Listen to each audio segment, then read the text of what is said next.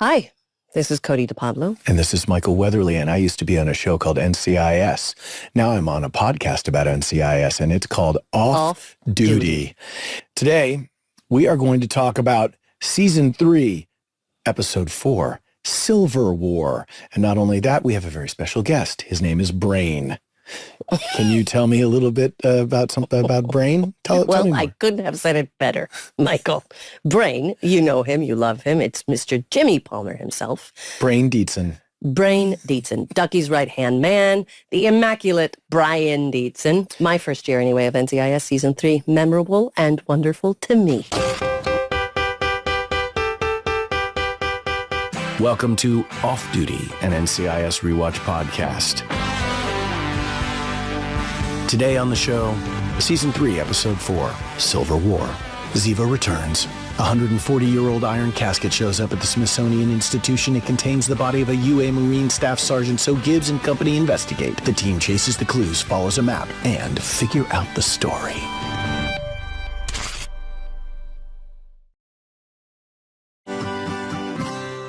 At the time of this episode's release, October 11th, 2005, the first commercial Android smartphone, the HTC Dream, was announced. My Humps by Black Eyed Peas was number 3 on the U.S. charts, trailing Kanye West's Gold Digger, featuring Jamie Foxx and Mariah Carey's Shake It Off. And of course, Wallace and Gromit, The Curse of the Were-Rabbit, was playing in U.S. theaters, and it would later go on to win an Academy Award for Best Animated Feature. And on October 11th, 2005, you and I were probably having fun somewhere on the planet Earth. Definitely. First year. The NCIS team in this episode investigates when the remains of a Marine are discovered in a Civil War casket. At the same time, Ziva David returns. You're back, baby. Having been appointed as the Mossad liaison officer to the Navy Naval Criminal Investigative Service, it is Silver War. We're going to talk to Brian Dietzen. Here we go. Oh, you mean Dr. Burns? Yeah. Oh, I'm sorry. I thought that you said she was young. Don't worry, Doctor. I have a merit badge in hiking. I actually already did that, Doctor. Then do it again. You're writing a gossip column, huh? Wait, I was just informing Dr. Mallard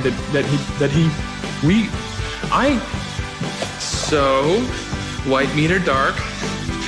Dr. Mallard won't even let me sit in his chair without supervision. I'm sorry, Doctor. This is having a problem with the smell today. This podcast is astonishing. And one of the reasons it's astonishing is your hair looks fantastic. But another reason is that we have extraordinary guests. And today, extraordinarily, we have none other than Jimmy Palmer, Mr. Brian Dietzen. What a lead-in. I almost went lumberjack, but I switched out into my Fred Perry. I think you knew. No, I went full lumberjack today because it was raining out and I have some waterproof shoes. And my son, who's now 14, he has the same size feet as me. And he's like, can I borrow some waterproof shoes? I don't have any. And I was like, yeah, sure. And then so I gave him my waterproof shoes. I was like, I got to figure out what am I going to wear. And then I saw these boots and I was like, I'll wear these boots. And it was, as I was going to my car, I was like, and I'm wearing a flannel. All right. You're very rugged. I'm going brawny. Very Colorado. It's Colorado. It's very Colorado. It is. Hiking, Colorado. Okay. Right. So let's first begin, Brian Dietzen. At the beginning. Where were you born? I was born. Wow, you went. We're going there. It's like, how did it feel to be alive? I was conceived in that. Sorry, no, wait, hold on. Wait, no. Okay, past that part. I was born in Barrington, Illinois, which is the northwest suburb of Chicago, and I was raised there till I was 7. And then my whole family migrated out to Colorado, where I lived right outside of Boulder for the majority of my life, including college. I went to CU in Colorado as well. I stayed for college. Did a couple of years in the Shakespeare Festival, lots of hiking, lots of mountainous activities, snowboarding, skiing. Did you do this? Of course I did. I'm from Colorado. We all say, I meant the Shakespeare. What the hell is that? I don't know. I was like, vocal Classical exercises. training. Let's just go on. Yes.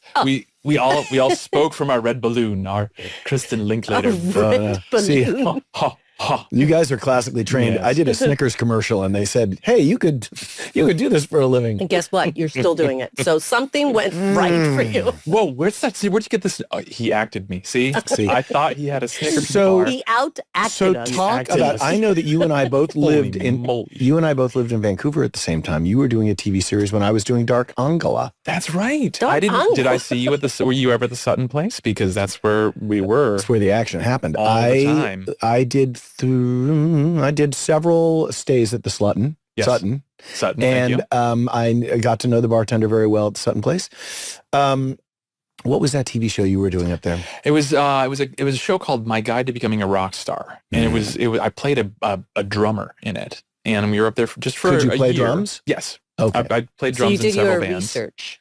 No, I just had been in a bunch of crummy garage bands. Wait, before one then. second. You actually know how to play the drums? I do play the drums. This yes. is new. I can't believe Yeah. it. I worked with you for many years. We did. I mean, and didn't we know that. we always talked about doing a boy band, where like between all of us, right? Would've been a NCIS. big- Wait, Big I Would've was been a never huge- part of this band? Like Oh, I was never shit. going to be Wait. a part? No, Did I- sorry. Oh, sorry. Yeah. No.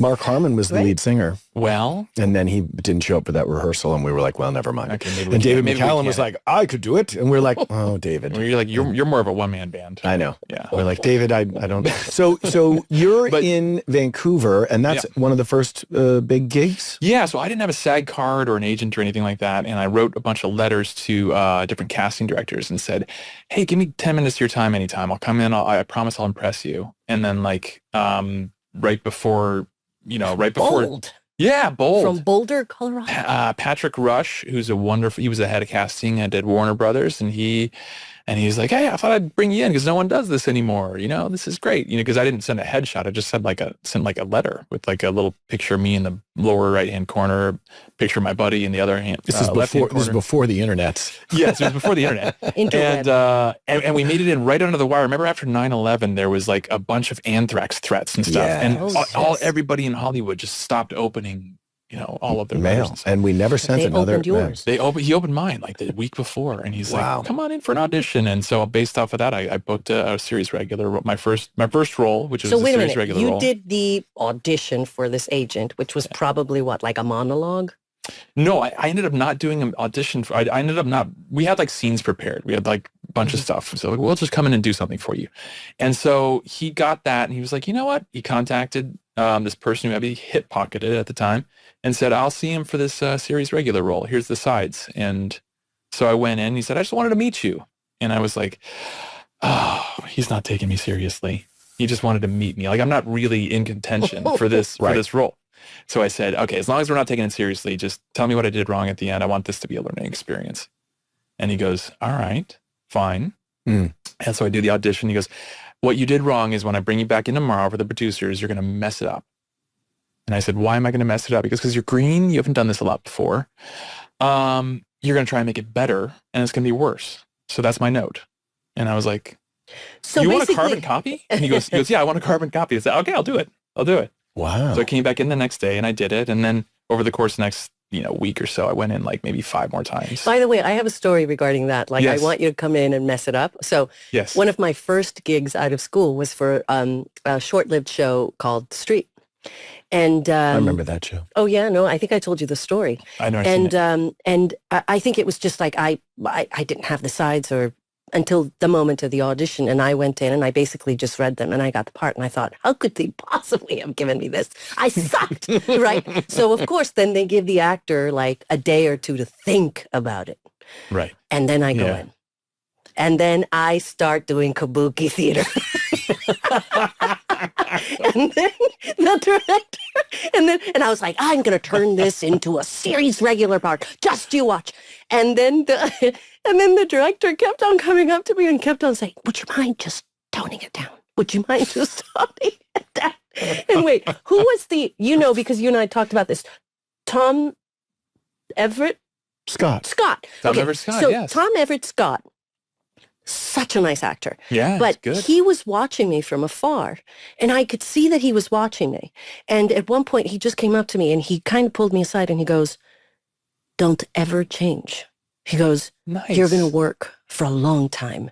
And I remember thinking, oh my God, he's laughing at me. I love it.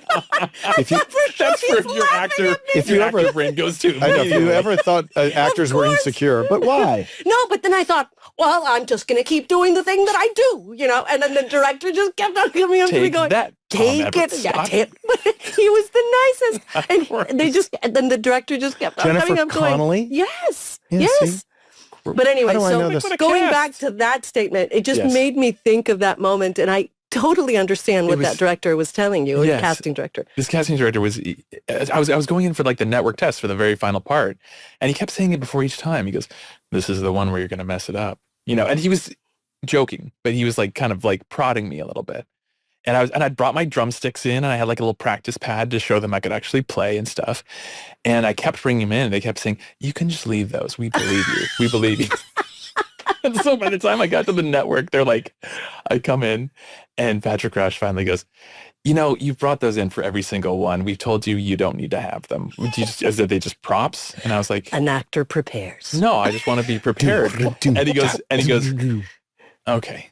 Are you playing mind games?" I was like, I'm just saying nobody else out there has drumsticks. They're all freaking out. And then they all started laughing a little bit. So I ended up booking, how to get the job. I ended up booking the role, and then that's how I got my SAG card, and I moved up to Vancouver. Kel and I moved up to Vancouver for that year. And then it was a fun show. John Rigi was the executive producer on it. He was hilarious, and Oliver Hudson was the lead. I met one of my best buddies, Kevin Rankin. And had a fantastic year. It was awesome. Did it go for a year? Just 1 year. It was the same year that Smallville premiered. Oh, yeah. For the WB. And then they had... Which was year like 2003? We shot it 2001 we started. And then that went 2002. And then I think we premiered in 2002. And when did you become a part of the NCIS? Well, it's next year. I became a part of the NCIS. The end of season 1. The end of season 1. Wow, episode so 19 of season 1. Kept working. Yes, I did. I did some movies between the two. I'm very, very fortunate. Like it's been great. Can we tell one funny thing that we were thinking about? And this will cue us up now to discuss Jimmy Palmer. So there was an assistant before you. Yes. And then there were some tryouts for assistants. And so every episode there was like a different medical examiner assistant, which is hilarious to check out. And it's kind of like Spinal Tap drummer. And I think Michael Bellisario was even held up as a possible, that was a potential one, but he went and became Chip Sterling, who was Abby's assistant, who ended up framing DiNozzo for anyway.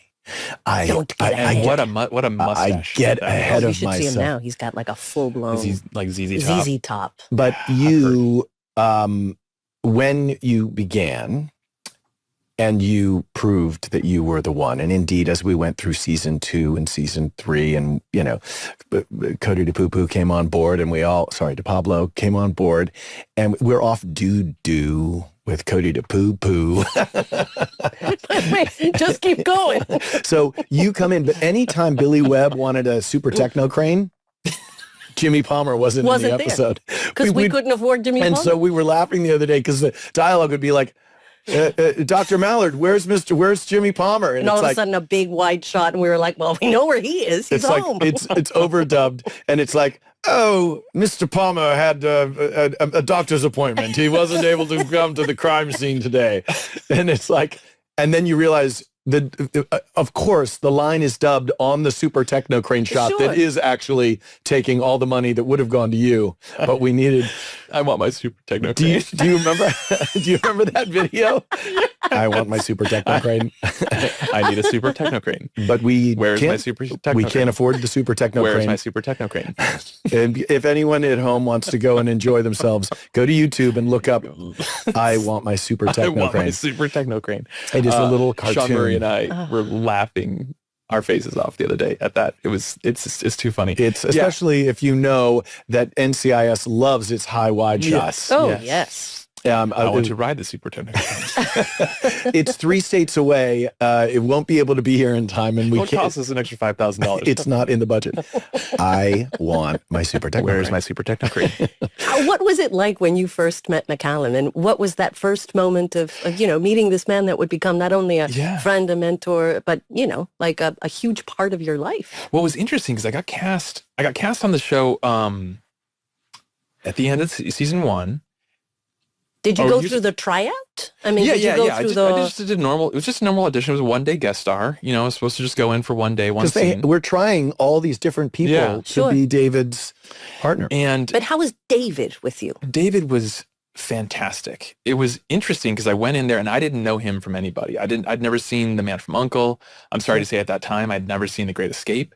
So I just kind of like walked in and I was like, who is this guy? Like he's quite good, but also like he's got like some swagger. He's like a pro to him. Like he's got some like I was talking to his wife Catherine, and I said, he put off this like whole like I don't know, like movie Paul star? McCartney kind of like confident vibe, I'm like, who's this guy? He's one of the Beatles. And then they come to find out like in the next week after I did a scene with him, like, oh, he was one of the Beatles of like TV and film in the 1960s, right? Oh, like, yeah. He was like one of the dudes. And so we came in and I did one scene with him, and then it was like 3 days later, and I just kind of thought, oh yeah, that's done. Move on, try and get your next guest star or whatever. And then they called like 3 days later and said, can you come back next week? And I said, yeah, sure. And then once again. And then again. And then again. And then the next season, again and again. So you were reoccurring And at some point, when did they say, we're going to give you 7 out of 13, or we're going to give you... That took a long time, I remember. Yeah, it was interesting because it used to drive us crazy because we were like, you were such a part of the cast. Yeah. Playing the role of Jimmy Palmer today. Andre Whitfield. It was interesting because that second season, I didn't have any agreement with them, nothing. And I think I did like 20 shows out of 22. Like I did almost all of them. And it would just, sometimes it would just be a scene. Sometimes it would be like, and so McCallum says to me, like, I think my second or third time there, he goes, so a word to the wise, the man before you demanded a contract. Are you okay having a recurring gig on television? I'm like, recurring sounds great. That's fine by me. I don't need a like, you know what I mean? Like I'm off looking for my own thing, doing my own thing. If this is a part-time thing, it's great. That's a cagey veteran giving you a little piece of advice. Yeah. If you back them into a corner, they're going to replace you with somebody less expensive. Absolutely. Talk to me, tell the story about stunts, because we were you told it, Brian's got this great story. Remember we were watching the episode where he goes running down the hill? Yeah. It's the one with where the woman actually kills the husband, and you don't think it's the woman all along because she gives such a beautiful performance. Oh, nice. And you actually buy that she's really kind of like going through grief and stuff. And in this one, there's this. And this was season 3, right? This was yes. Okay. And so in the episode, Jimmy Palmer is supposed to be flying down the hill, just running down and like through frame very fast, then kind of sprains his ankle. And I remember early on, McCallum said, you should ask for a stunt man for that day. And I was like, I just have to run down the hill, like I'll be fine. It's and by the be way, fine. Most people don't know that Brian Dietzen is an avid runner. Yes, I mean, you are a total very fit athlete. Yes, I thought, if I can ski, like I can run down like a gentle hill and make it look like I'm out of control. And McCallum just grabbed me by the arm and was kind of serious. And he goes, if you ask for a stunt man, a man who is otherwise unemployed will have a job for the day. Ask for the damn stuntman. And I was like, okay, I will. So I asked for the stuntman, and I remember he showed up that day, and McCallum just kind of whispers to me, he goes, you don't even have to use him. It's fine. Right. So you did the stunt. Did the stunt, but the guy who was hired for the day paid. Had a day's pay. By the way, that's such a wonderful thing. Yeah. It's something that you would never think of. you know, I mean, as Well, you actors, didn't know. we're all you just don't concerned about know. this, right? We're concerned about ourselves what? and about what? What do you mean? What are you talking Why? about? What's this thing? What is this? Why is So it not over here? I remember I remember an AD who will go unnamed for the purposes It'll go named in my head. It'll when go you start unnamed. describing it. We had been working for 17 hours and we were about to hit the 18th hour, but for this AD, it was like the 19th or 20th hour, whatever was like golden The golden time. hour. Yeah. It was, which is you get your whole day's pay again. Like for every hour, you Right. your whole day's And, pay. and so, it was like quarter of the hour where he was going to get it. And he came up to the door and he was like, "Oh, they're ready for you on set." And I said, "What's the matter? This is the last shot of the day." And he's like, "I know, I was so close to golden hour though." And I said, "How close?" And he said, 14 minutes. And I was like, "Let them know I'm in the bathroom." And I went into the bathroom and I closed the door. I did the crossword puzzle for 13 minutes. And then I walked out, with toilet paper on my shoe, convincingly, and walked to the set. Always ready. And it was a very happy AD who never gave up if I was slightly late to a location ever again. He's like, "No, I saw Michael. He's already here. He must be over by catering." And of course, I'm like, "Just tell them." bribing your Tell them. friends. You know, One we hand washes the make other, these my deals. friend. We make these deals.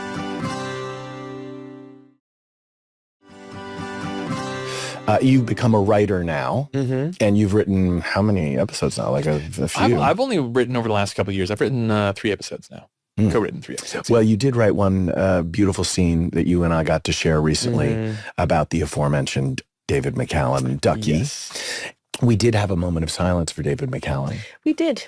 and in our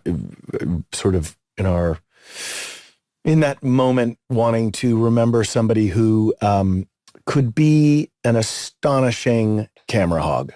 I want to say, David McCallum, you beautiful soul, but boy, did you know how to find your light. He was, and I learned so much from him out of the gate. I mean, I think we all did. I think we all yeah. had the great big pleasure of sharing scenes that were meaty and good. We would just attack, and then he would look at you, you know, he never lost that thing that I admire so much, that wonderment. You know, he'd be in the middle of the scene and then you'd finish the scene and he'd go, "Oh, that I just love doing this with you." You know what I mean? I just love doing this with you. You know, and it was just always but he also had technique. He was a master technician. Well, imagine so the you've been doing it for craft, so long. you know, there's all these different elements that go in, and if you're technically as proficient as David was in terms of matching, in terms of knowing you turn over your left shoulder instead of your right shoulder, this is where your key light is, this is where the dumb side of the camera, you know, it's like he understood how to, and what I said about, jokingly about David being a camera hog is he knew where to be in the frame, and he knew where to put himself in a group shot, how to create coverage or not create coverage, how to play ball. And the story from The Man from U.N.C.L.E. is he was a recurring character on The Man from U.N.C.L.E. Oh, Catherine told me that I've not seen the pilot of that show. The pilot of the show, Ilya Kuryakin, the character that David played, had 3 lines. Wow. 3 lines. So the title of the show was The Man from U.N.C.L.E., meaning singular. It was Robert Vaughn. This show was Napoleon Robert Vaughn's, Solo, a playing name Napoleon created Solo, by Ian Fleming. meaning solo, by himself. It's just the guy. He's going to be TV's James Bond. Yep. By midway through the first season, it's a 2-hander with 2 handsome young guys. Yeah. And McCallum is a so huge he teenage knew heartthrob. how that worked. He worked his way on. He watched you and he was like, "Don't get ahead of yourself, So Mr. that- Dietzen." Yes, please There tell was a those stories, story. because those are my favorite. There was a McCallum story stories. there's a story that I told with his family recently, and I remember this one time we were doing a scene with Mark, and I, especially it must have been like season 4 or 5, something like that. And I didn't have a lot to say, but usually what I had were punchlines, you know, like in Autopsy. He would deliver the bulk of the expository stuff, and then I would have a punchline here or there, make myself look silly or kind of shy away from Gibbs. And between takes, I got a laugh or two out of some crew member. And between takes, he came over and he said, don't think I don't know what you're doing. And I said, what am I doing? And I actually thought, like, are we about to have our first like conflict? And he goes, I did it to Robert Vaughn from years. You're stealing these scenes from me, Dietzen. And I was like, really? And he goes, keep doing it. Well, and I was like, yeah, thank you. I will. And he said the same thing to me. He would come up to me and say, what you are doing is so lunatic, or whatever, some word about like a wolf, you know, baying at the moon, like a true lunatic. And I said, oh, is it too much? And he's like, oh no. Is it perfect? Because Harmon's this and you're that. He understood the dynamics, and he read the script in a way where he knew, oh, we need pathos here. We need a little twinkle here. We need camaraderie here. We need sense of isolation here. And he could pull that from all of that stuff that he experienced in his life. And David's life was extraordinary, from how he grew up to the huge pop star success he had in the 60s, to the tragedies that he lived through, the friendships and the career highs and lows. You know, I bought this audiobook, you know, for a flight, and it was Martin Amos's book about London Fields.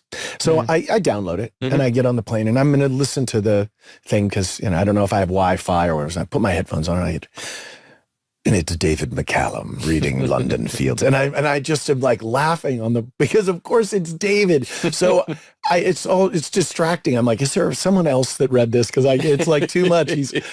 But you can hear him twinkling in his audiobooks. He does great voiceover. The twinkle thing. Well, yeah, I mean, he wrote his own book, the Crooked Once a Crooked Man, and he, of course, you know, narrated that. He did tons of books. The interesting part about working with him, to me, was he would get, like Cody said, he'd get very, very excited about the interaction between actors, right? But then there's also that stuff on NCIS and on many shows where you have to make the donuts. You have to deliver the exposition, right? You have to just say, you know, talk about the, you know, how much this organ weighed and how this and that and how Neolithic man ground down his teeth. And that's why we can prove that this happened when he was chewing, blah, blah, blah, blah, blah, all that sort of stuff. And I'll never forget one time we were, he had this long drawn out diatribe about sequencing of what this person did before he died. And it was not, I'll be honest, the dialogue was pretty dry, you know, not very interesting. And by the end of this like little diatribe he was smiling to himself and kind of giggling a little bit. And I was like, what's going on there, bud? And he goes, I make this shit sound good, you know? And it was this recognition of like, yes, I'm here to have fun and perform with my partners and all that sort of stuff, my scene partners, but also like, I'm here to entertain. Right. Like that, he never lost sight of that part of it. Did he ever talk to you about how he memorized his lines, what his process was? Well, yes. Can we talk about it? Please, yes. So these note cards here. Do you know about this? He has note cards, right? Yes. Well, he has note cards that are, it's similar to the script. Similar to the script. But what he would do is he'd go through and he would pull out his Grey's Anatomy and he would make sure everything was correct as far as the, you know, the anatomy and references to any sort of medical jargon whatsoever. And he would rewrite things. And in terms of rewriting things, it wasn't so much like a disrespect for like, I just want my character to sound this way and this way and this way. But I think once in a while, maybe it ventured into like, this actually might be a more clever retort, you know? And so when he would memorize the stuff that he had corrected. And then on the day that we're shooting, he'd go to Suze, who's our scriptie, and hand her his lines and say, this is what I'll be saying today. You're kidding me. No. And how did that go down with Suze? Because I don't think a lot of people could get away with it. It's better to ask forgiveness than permission. Yes, exactly. And also, I think he was also smart enough to know he's the elder statesman here. And he's I'm 80 years old, and this is how I've memorized it. Yes. What am I gonna? What's the defense against that? You know, you just go, okay, cool, let's do it. I remember him telling me once that he would take those cards or copies of the cards, and he would sit in the tub, and he would put them. He would get them wet and put them on the wall, and they would stick. Are you serious? Yeah. You never told me that. Yeah, that's what he told me that once, and I was like, "You sit in the tub, and you memorize your lines." And I think his point was, yes, I memorized them because I had a certain flair for non-memorization. You and I had a conversation after he passed, and it was a really beautiful conversation regarding your friendship with him. And at the end of that, I remember saying how wonderful it was to watch that for so many years. And one of the last moments you had with him in which you both were able to tell each other, I love you. You know, which is a gift that a lot of people don't get to have. Yeah, I didn't get that with my mother when she passed away. You know, and David, over the course of 20 years, he was a dear friend. He was a mentor. He was a family member. Like we've had this NCIS family. You know, and I mean I know you guys probably said the same thing when it comes to talking to people in the press, and you go, oh, it's like a family. And for some reason, they're like, oh, that's great. You know, you guys just love each other. No, that comes with a set of hiccups. No, it's like actual I said family. it's like a family. Like, People who don't get along sometimes there's a scallywag. Gotta work it out. Sometimes, you know, all that. But at slaps. the core of it, is love. You work through it. You work through it because you the want to, not because you're forced to. Well, also the contract, you're forced. Yes, the contract you're forced. That said, you're forced. Yes. So in many ways, like either you're going to do it willingly and sort of go like, okay, we got to make this work, so might as well make it happy. But what about being on those ATVs when you guys came in with your goggles? Do you remember that episode? I do. Yeah, we had a clip from that in the show that I just wrote with Scott Williams. The episode was called Ignition.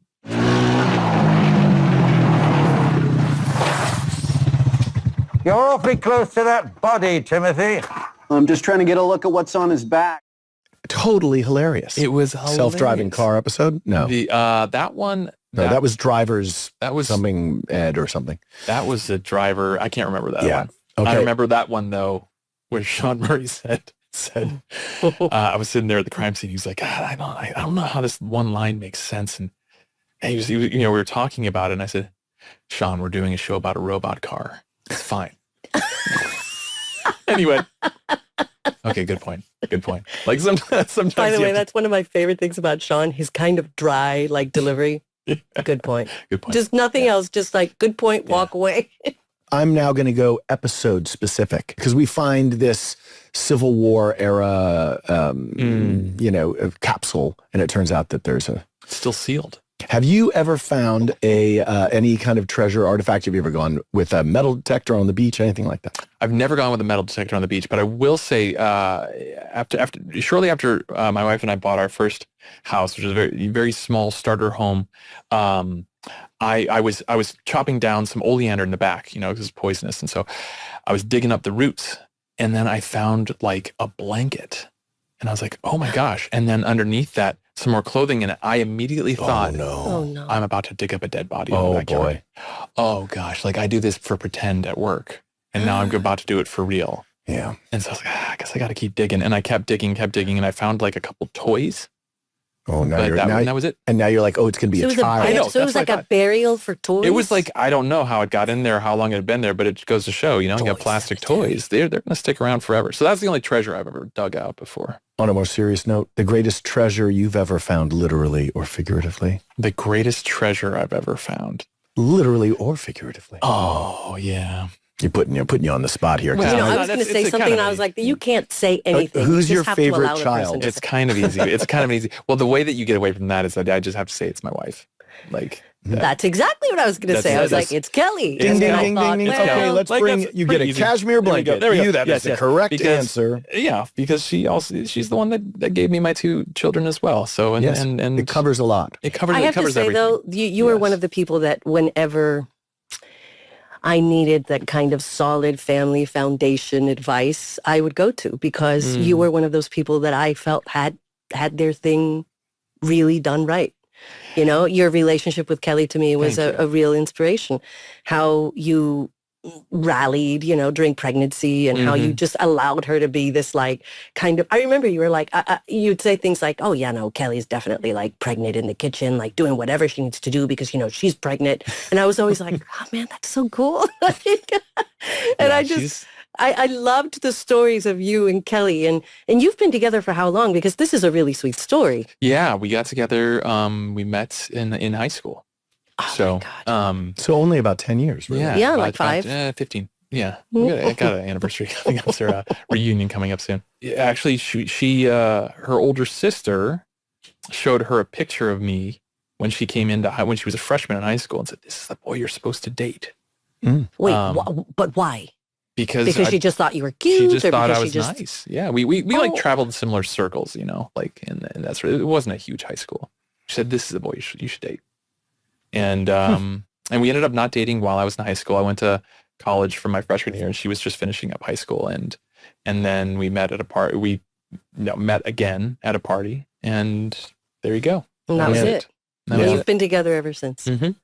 Hats off. It happens. Yes, hats off. So I have another NCIS-centric thing. What do you think the weirdest episode of NCIS, like just the weirdest? We've had a lot of weird ones. I know, but we've had some because there is a ones. scene in this episode where it's like Ziva says, "This is very weird. This must be the weirdest thing." A Marine dressed as a Civil War soldier is shot by a musket and then buried alive in a 140-year-old antique iron casket. And you're telling me this isn't your strangest case? And Donoso and McGee are eating remember sandwiches, laughing and we're like, "Yeah, no, this is not the. This is. I mean, it's not even Like the top 10, top 30, Yeah, it's top like 40. And then you take a bite of my sandwich, I do. Yeah, And then I try to do it again and you stop me. and then I give you my sandwich. I'm not getting your that was a good herpes. scene. Oh, Oh, God. come on. Oh, So- we had to take it there. So the weirdest, We're better than that. one. I mean, I would say Kill Ari with Sasha dressing up and all, Such a good and show. It was being a such projection. good show. I mean, it's amazing, but I'm it's gonna go also on record. I'm just gonna say it. Don Belisario is a good writer. Don Belisario. You know Give what? that guy a Finally, chance. finally someone said it. Somebody Someone give that guy a finally TV said it series. out loud. Hopefully He he'll make actually- some money he's- one day. Wait, Yeah, 1 second. You think you're the only one that said it? That's I'm just saying. I'm maybe the first to go on record, but yes. he's talented. He's very good at writing fantastic. and character No, development and setting up story. And Incredible at it. The weirdest the strangest episode. Of The NCIS. weirdest episode. Was it strangest or Weird. I think weird is good. Weirdest? Strange, weird, but like, what's the one with the crop circles? oh yeah, that was a good one. That was my son was just watching that. Patrick the other day. Swayze's brother's in that episode. which one's that one? Is that the one where I'm sitting on top of your shoulders and we're doing that whole thing? No, it's Sasha. Oh, For okay. its first 2 seasons. It's the second season. What's the one where the guy is in the basement and has his eyes gouged out? Oh, Oh yeah. God. Oh, Yeah. yeah. Oh yeah. There's some weird one. You know, okay, but weird as far as weird goes. And it's a classic, and I love the episode. But weird for my money. The episode Meat Puzzle Oh yeah. when someone is threatening to kill Ducky, and they threaten to kill him by delivering large, 50-gallon barrels of body parts to his house continually, Yeah. like multiple times. It's a little weird. Step back, please. Step back. Thank you. And his I mean, mother it's not- lived there with all the it's not corgis. just weird. It's really dark. It's a little dark. Like It's a really little weird. dark. Until you get Tony DiNozzo out there with some corgis that he's trying to wrangle. Here's Tony. Come on. Here you go, guys. Come on. Who's got treats in the house?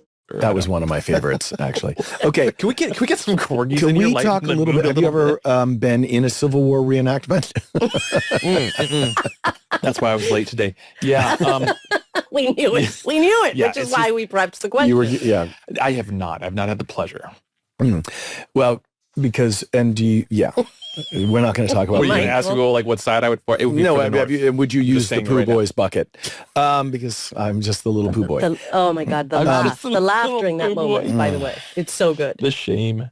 The shame. So that out of Tony the, had. out of the NCIS main cast of all seasons, including Wilmer. Who is the most likely to participate in a Civil War reenactment? Gary Cole. No. Oh, Gary would be fantastic. Gary, here's the thing. Gary can be in anything. Yeah, that's true. He's a fantastic actor, and I think he's also a guy who's really game for anything. He's up for anything. So I would probably put. You know what? Include Deanna. Oh, really? Deanna Reasonover. Okay. She history buff. I just think she's another person. She's always game for stuff. She's big in. She's a wonderful writer. Big into improv. She also loves. I really liked meeting her. She also really loves cool. games. Loves games. She goes to a game club with her wife, and they play all sorts of board games. She's big into D&D and stuff like that. So if there's someone who's like, hey, there's a day where we're going to pretend to go do this stuff, She might be. I'm going to go out on a limb here and say if somebody said that they were going to a Civil War reenactment, I'd call that a red flag. I'm just going out on a limb. I'd be like, ding, ding, ding, ding, ding, alert, DEFCON red. Just step away from this person. That reminds me of when Dani Ruah was telling the story of her husband going on a date in Mexico with a model that said, you're a white wizard? A white wizard. Yeah. If you knew Dave, who's super, sitting across the table from, some model going she ran the white astrological charts and everything. And he just kind of went, thank you so much, exit left. Yep. That's called we punch out. Punch out. Yep. I'm out. See ya. I'm out. What we're going to do right now is we're going to play a scene. It's a fake scene. It's not a real scene. It's a flashback of sorts from a Civil War reenactment. And in this scene, Anthony DiNozzo Sr. and Anthony DiNozzo Jr., Tony, who's about 10 years old in this scene, they are there because Sr. loves the Civil War reenactment and is an enthusiast. And Tony is being dragged along, and he's the little poo boy. He has to carry the poo bucket for all the soldiers to poo in. I don't know why they wouldn't just find a bush, but I guess you found Tony with a bucket. So you, Brian, will be playing Tony with a bucket. I am going to be Anthony DiNozzo Sr. Hello. Okay, young Tony DiNozzo approaches his father, Anthony Sr. Dad, do you have a moment? Of course, Junior. What is it? I was thinking, maybe this year I could do something different. Maybe not be the poo boy anymore. Senior looks at Tony, then glances at the bucket, a concerned expression crossing his face. You don't want to be the poo boy anymore? No, sir. Anthony Sr. bends down to his son. Tony, let me tell you something. This war is going to last a long time. We're going into the winter months now, and the nights are going to get colder. The men, they're going to need to stay strong. They're going to require sustenance, big, warm bowls of chili to stay strong, to keep their bowels flexible. Do you know what that means? Tony's face falls as he realizes his father isn't giving him any rules. It means I'm still the poo boy. Senior nods solemnly, placing a hand on Tony's shoulder. You're not just a poo boy, son. You're not just carrying a bucket. You're carrying the morale of this entire camp, one scoop at a time. Be grateful we're not having the corn chowder. And that was it. I had to throw the corn in there. I don't remember eating corn. Corn? Remember that? Phyllis Diller. Corn? I don't remember eating corn. Where's that from? I think it's Phyllis Diller. Because she used to do this scat act, like a scatological, and this is my memory of it. I could be totally making this up, but my memory is that she's like, when you look at your own poo, and then sometimes you're like, corn? I don't remember eating corn. That's where it came from? I don't know. I might be making it up. I don't think I am, though, because I'm not that creative. I like your memories. I actually think you're pretty creative. Okay. Cody, were there any feelings of excitement about coming back after having had an episode off? Because there had been, in the run of the series, a few different... Talk about that. I had a job, guys. Pretty cool, right? I had been tested, and then I remember after my third episode, I think right after I left, somebody said, one of the producers said, by the way, you got the job. You're going to be a series regular. Inside, I have to say, when I booked the job, I was like, of course, I'm going to be a series regular. You know, I knew that I was tested and I wasn't really giving myself the option. But at the end of the day, I had a job and it was a job. So for me, it was just an awesome feeling. And I think you can track it in that particular, there was something about me that was just very happy, you know, and I was like, so eager to explore this character, you know, and it was just I remember this episode vividly too, because, we had a location and I showed up to the location. I went the other way. I went the other way. So I was really late. And I thought, oh God, what's going to happen? Because I had heard the stories about the clocks and about this, about being late. And I showed up, you know, tail between the legs. And I saw Harmon and everyone was just so great. And they just understood. And Harmon was like, kid, it's happened to all of us. Come on, let's just get ready. And I think it was just funny. That's not how he did it with me. He was great. I understood. I think he understood too that it was, you know, it was one of my first sort of gigs. I was young. I was green. It was not my intention to be late. You know, I immediately called the AD and I was like, oh my God. You know, I had gone in the other way, like literally 30 minutes the other way instead of like north, it was south. So it was, you know. Oh, and when you get on an LA highway the wrong way. It was so. Especially when it's raining. Yes. Ask that second question. Okay. So, Michael, what car were you driving at the time? And what would you typically be listening to on your way to set? I know this because it's kind of an intense... Yes, but I had a Jeep Wrangler. Yes. I remember that one. And I would listen to a lot of things. The Guillemots. Oh, I love the Guillemots. I would listen to... I mean, I always am listening to my... I love you too. Elvis Costello, The Police, Squeeze, Joe Jackson. There's the guys that I listen to. But in that particular sort of realm of time, I remember that the Gorillaz had a new album out. And I was very into that. Can you talk about the license plate? Damon Albarn. I had a license plate that was... sort of benign. I think it had the dealership on it. And then one day I was driving on the 5 freeway. People kept honking at me and waving when they drove by and pointing at me and with their cameras, you know, this is before iPhone. So like they actually had technical, like physical cameras and they were taking pictures of my car. What were you doing? And I was like, God, I don't know what's happening. And this went on for about a week. Were you like, I've made it? I didn't know. I didn't know arrived. what was going on. I'm in a Jeep Wrangler. Maybe I should start putting the top up. Maybe, you know, maybe this is how Brad Pitt feels. Rise of fame, baby. Right. Maybe this is what the Clooney has to go through. I get it. And so I'm walking to my car at the end of a day one day, and I see my license plate has a kind of strange license plate cover on it. And as I get closer, it says, ass, grass, or cash. No one rides for free. And there were two silhouettes of strippers on either side. Like the ladies in the mud flaps. Yeah. But did you not know that was there? I had no idea. And it turns out that Mark Harmon had put it on my car weeks earlier as a prank. This was a Mark Harmon special. This was a Mark Harmon special. Oh. So I went and did Arsenio Hall's show, and he had heard the story. So he gave me a license plate to put on Mark's car, and it said, gay, gray, and ready to play. Did you do it? No, I put it on Frank Cardia's car. Okay, all right. Well, who's an executive producer, writer. By the way, one of my favorite Mark Harmon pranks, and I'm sure you've got yours because we all have them. But one day I walk into my trailer, and on my trailer, there's a tiny little lizard hanging from a noose. oh my gosh. Oh, yes, I And remember on that. the noose, there was a little paper that said, I couldn't take it anymore. And the little tiny lizard is just hanging. And I just went out. I was like, my initial response, oh my God. And then I got close and I was like, you. Do you remember? But the best part was he would like wait for the reaction outside and then he'd go. Oh, yeah.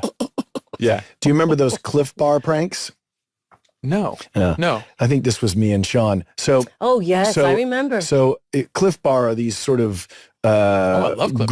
granola, oatmeal-y kind of things. They're And if you great. get them warm, you can really shape them into anything you want. Very poo-like.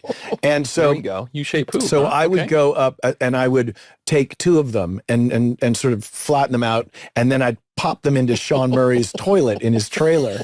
And then I'd go out and Sean would come in like running from the car, like, I got to go to the bathroom. And I knew that he was going to open his trailer and take a pee on these 2 Cliff Bars in the toilet. And then I would wait outside, and when I would hear, oh, and then that meant that somebody went into your trailer and dropped a deuce. And so Sean, is coming out, and I would just walk by. And then like a week later, I would go to my trailer and I'd open the thing, and there'd be, I'd sit down and I'd go, and I'd be like, what is that smell? And then I'd pull my pants up a little and look in the toilet, and there was like a mess, like a hot mess. What? And I was like, what? Somebody had diarrhea just in my tray, like left it, didn't even flush it. So I went outside and I started calling for an AD. I'm like, somebody's been. Oh, and then I went back in and I looked around and I was like, somebody had taken like a boiled egg yolk and that sulfur smell, which had filled the whole thing. And then I looked around, I'm like, that's chili and that's a little Cliff Bar. Oh, Michael. And somebody had made a mess. And then I left my trailer and I walked into the squad room, and Sean was like, how you doing, bud? And I was like, how you doing, bud? And he's like, good. Good morning. Good morning. Good morning. Good morning. Do you have any stories like that? Really? Do you have any stories like that? Any Oh my pranks gosh. or anything like that? Well, video games. We did have some video games during certain years. Yeah, we did. That was nice. The one that I'll never forget was, okay, so I dislocated my shoulder one time, and Doing what? I was working out in my garage, and the bench broke, and so I thought it was like an no, NCIS it wasn't on stunt. set. It wasn't on set. No. Yeah. And anyhow, I popped it back in, but I still had to have surgery on it. But I didn't want to tell any. It was like it was either the second season. Don't be or the difficult, third Mr. season, Dietzen. where I'm like, Don't ask for a contract. I want to keep the job, right? So I don't want to tell anybody. So I didn't tell anybody. And I knew I could, and it was going to be a period of time, and I was going to have the surgery at our Christmas hiatus, our holiday break. And so I had my medical examiner field kit right there, ready to go. And I was about to get up and go, take it into the crime scene. And waiting. It's like, okay, waiting. Halfway through, I get the cue. I go down to pick it up. And this thing weighs like 70 pounds. A classic Harmon. And I could feel my shoulders go, go down and then like go back up. And I was like, so there's like one take. There's one take where in the dailies, I'm sure, where I'm just like, I'm coming in with these wide eyes, like, setting it down, just gonna, like I'm like going over to the dead body, being like, The worst thing you could do is show weakness. You can't. Never apologize. Once we walked into this it's- awful factory, and I think we were shooting something, and Mark, I think, had been like clocking me for months, and he was like, nothing gets her, like, what's her weakness? And we were walking down this floor. It was like this basement, and all sorts of pipes were exposed, and all of a sudden I saw a dead roach, and we were in the middle of the scene. I remember? remember this so well. And it was like, Ziva face, gun face. Everyone had their gun face on. yeah. We're going to ask you for your gun face, even though gun Jimmy face. Palmer doesn't do gun face. But I saw the roach, and I just went, ah, like that. And I just saw Harmon. He just went. Yep. He Like saw. the light turned on. Yeah. He just went, oh my God. And since then I found roaches. You show weakness. At your Show peril, weakness. Yeah. you show weakness. Exactly. Yeah. Well, we all learned our lessons. I was coming from New York, so you could imagine. A roach, I was like, ah! Yeah. One of my favorite episodes is of yours, besides About Face, which I think is an incredible. funny. But we'll save that because we know we're going to get to that at some point. But another one that I love is the one where you're on the ledge. It's after I left the show, Yes. but with Oh, the yes. jumper. the first season after you left the show. One of the best episodes of the series, I Yeah. think. I mean, certainly performance-wise for you, but I think the whole episode really is the whole great episode too. was wonderful. It was meant to be. It was meant to be What a was the clip name show. of that? It was called Keep Going. Oh. written by Scott Williams. It was directed by Terrence O'Hara. Oh, And, Terry. Yeah, it was wonderful. It was actually the first show that we did after Gary Glassberg passed away. And we were kind of in between. Gary Glassberg was our showrunner at the time, obviously, and so we didn't know who was running the show there for a short period of time. And Scott was one of our veteran writers, so he said, "Oh, I'll just write this next one, and we'll figure it out." Obviously, everyone kind of deferred to Frank and George, Frank Ardea, George Skank, and they became the eventual showrunners. But in this interim space, Scott worked up this show that was going to be kind of a clip show, a Jimmy Palmer clip show, where he's going to be talking a kid off of a ledge and not, prevent him from committing suicide. And what started as being like a just a shortened schedule sort of thing, all of a sudden they built like the exterior of this building on our stage, and I was up there for 5 days straight with this kid, and it was wonderful. It was a wonderful experience. What a fun thing to do. Yeah, it was a 7-day shoot. We shot 1 day less, and it became a pretty awesome. It was like one of my favorite weeks. So and on this week in November. There we go. We've gotten. That's a good thing to say. November, Yeah, birthday month. Birthday month. It was like a week before my birthday. I'm performing this wonderful 2-man play with this wonderful actor. Awesome. And at night, what am I doing? I'm going home and I'm watching the Cubs win the World Series. Oh. So that was a So it week. was like that was a week to remember. It was pretty great. It was it had a great time. And then that show aired, I think in must have been like January or February. I remember talking to really you loved on the it. phone around that time that you were shooting this. Yeah. And you were just started. I was just starting Bull, and what a complicated time October into November of Yeah, it 2016 was. I believe there was a presidential election. Somewhere around there. Yes, I Somewhere around remember. there. Call me Ishmael, as they say in Moby Dick.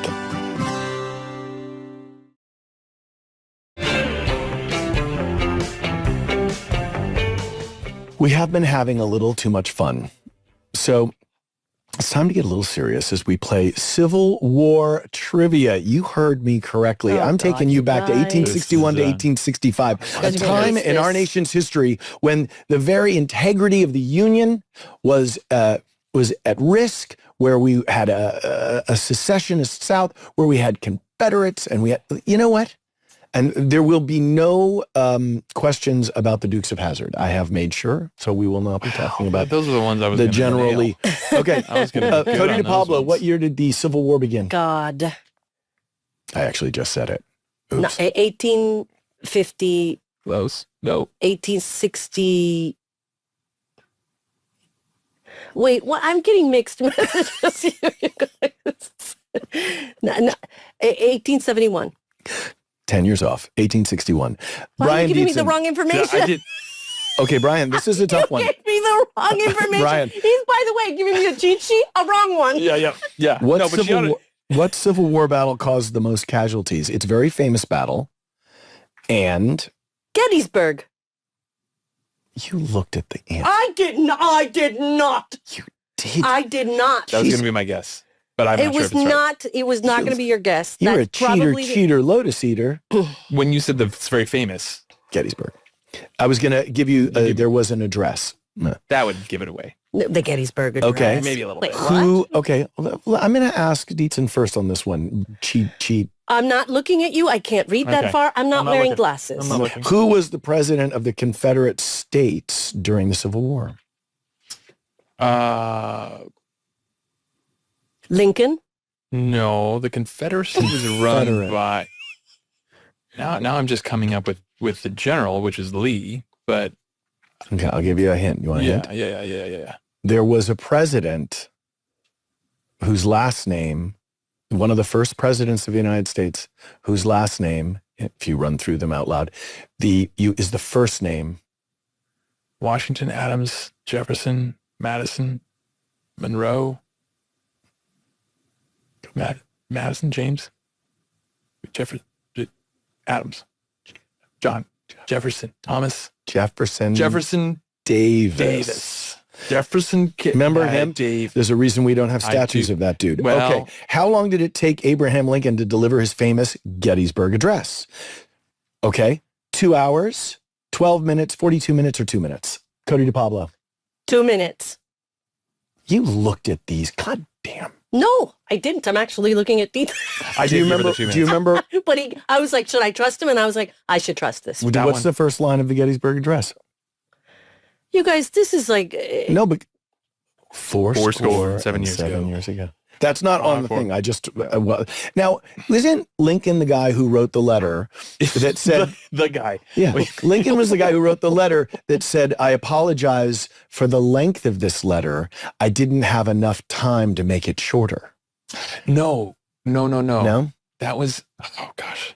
Do you understand that concept? Yes, I do. Dress me slowly, for I am in a hurry.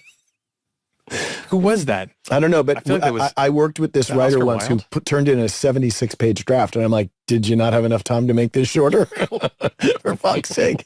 Do we really have to read that was a right. Like, That was definitely a writer. I can't remember which writer it was, though. no. I want to say Wilde, but I think I'm wrong. What was the era after the Civil War called? Reformation, Emancipation, Reunification, or Reconstruction? Reformation. It's Reconstruction. Correct. You guys, I hate this guy. Okay. Okay. Give me some Chilean All history. right. Ready? I hate this game. I hate Ready? it. I'm sitting out. I'm going to take my ball and Ready? I'm going to sit down. There were 13 men who stormed the Capitol in 1863.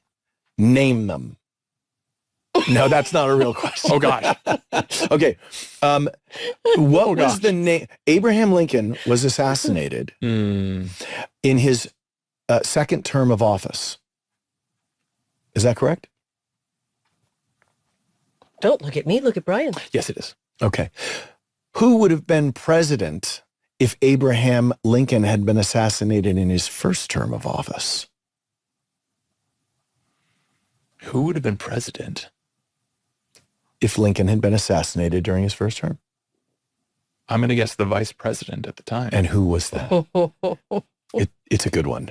Is it? Hannibal Hamlin, senator from Maine. But it's not on these cards, baby. I my just gosh. knew it. You know why? Because it was my dad's making it party up. trick. That was his party trick Hannibal question. Hamlin. A senator from Maine. Oh, that crazy old guy. Brian Dietzen, it's been a deep, somewhat disconcerting pleasure. Disconcerting. Likewise. It's been wonderful. Thank you guys for having me. It's been real. It was interesting talking to Brian. Can he come back? I think we should have him back. I think we have more to talk about. I think 'Cause there's a special Brian Dietzen episode, like a Jimmy Palmer episode coming up. I'm not think sure it if it's is. season 4, season 5. I don't know. Maybe there's one About in season face. 3. But I have some fan questions for you. Okay. Can we go into fan questions right now? Let's do that. Out of all your action scenes, which one was the most physically challenging for you and to shoot that you can remember? I remember one that you had.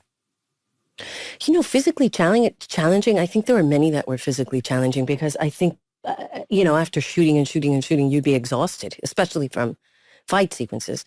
But there was one sequence that I remember. It was the jackknife, remember? When the truck Jackknife? was coming? And Yes. and I remember that because I was supposed to stand in front of this incredibly large truck. It was, I think, like a 16-wheeler. And I was supposed to hold a gun and defiantly look at that truck. And with this gun, of course, I was going to defend myself, right? As this thing is coming at me. No, yours and then even it jackknifed. And then it started moving forward. And I remember at the time, George, was standing at the top of the truck. And as it was coming towards me, I saw that part of the truck tip ever so slightly forward. And I saw somebody pick him up from the back. And at that moment, I felt the thing was going to tip over and it was coming directly at me. And so at that moment, I just jumped ship. I just went, Good girl. and I just went, run for your life. And I just took off running because when you see stuff like that, it's pretty scary. And of course, you've got everyone saying things like, well, it's never going to happen. That was never going to happen. This is all controlled. But the truth is, when we were rolling, people get excited. And I think they went just a little, ever so slightly faster than they should have. And the thing was a little bit out of control, just a tad, never to the point where it could have gone horribly bad, but enough for me to see something off and enough for me to go run. And I did. You're a very brave woman. Well, I mean, it wasn't physically exhausting or physically challenging, but I did feel physically exposed. At risk. Absolutely. My most challenging one that I loved. Underwater. Loved it. Yeah. And it's so funny because I think that would have been my, I think I would have had a problem with that. Yeah. Requiem, season 5. I think season 5. I loved that sequence. The and day by the way, in the tank. it's such a great sequence. How it starts, how yeah. that entire episode starts running towards down. the camera out of focus. I remember Shane Brennan telling me about it. But and it really does look like a Bond action sequence. It's a really cool really action sequence.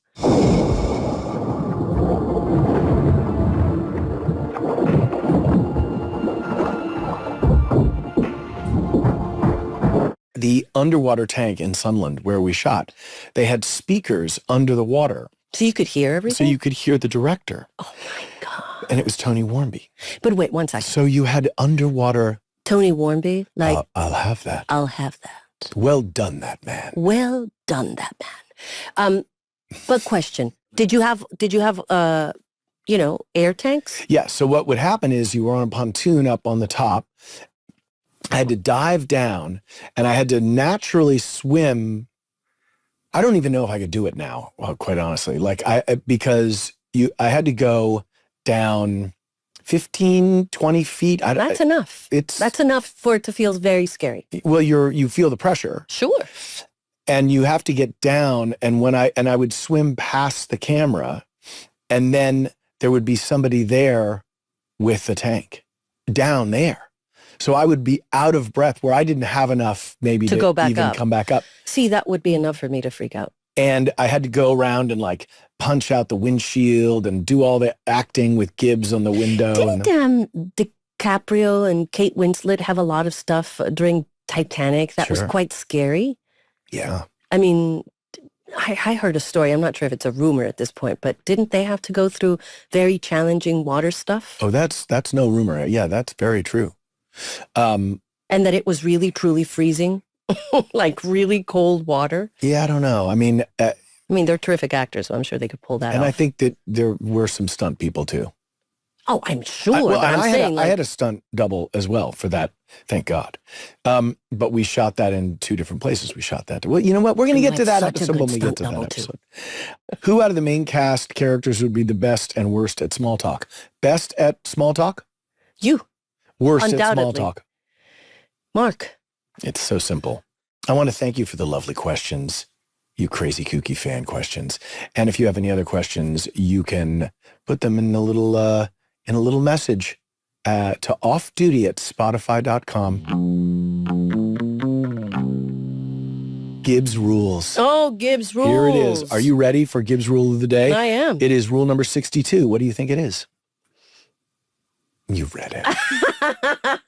Always give people space when they're getting off an elevator. No. Yes, I'm reading it. Always give people space when they get off an elevator. No, that's not what it is. Yes, it is. When they get that's off 62. the elevator. When they get off an elevator. By the way, maybe it was typed differently on your card, but that's what it says on mine. I just like creating conflict. I do know that. Cody, where can I watch NCIS? You can watch NCIS on Paramount Plus and CBS. Next week on NCIS Full Swing. It's not too on Off Duty next week on Spotify. What is it, Coates? Next week on Off Duty, we're going to watch an episode about a petty officer. He's gunned down when talking to his wife on the phone. But when Tony and Ziva inform the victim's CO of the death, they discover that another man is posing as the victim. This leads the NCIS team to a possible case of mistaken identity, only to find that the victim left them a message before he died about who killed him. It's about to get real confusing up in here, people. So pay very close attention. It's season 3, episode 5, Switch. Foof. Hi, I'm Michael Weatherly. And I'm Cody DePablo, and we're talking about Season 3, Episode 5, Switch, today. On Off Duty. All right. We also have a very special guest with us today, Daniela Ruah, who you may know as Kensi Blye on NCIS LA. Oh, Danny. She's so fantastic. She's so What great. a magic human. We're so blessed every week we're just so beautiful, wonderful people. Yeah, I know. We've gotten pretty lucky thus far. Yeah. I feel the same way about you. Oh. Welcome to Off Duty, an NCIS rewatch podcast. This week on the show, we're talking Season 3, Episode 5, Switch. A sailor dies of a gunshot and the resulting car wreck. Gibbs and company investigate. The victim first appears to be an imposter, but Abby shows otherwise.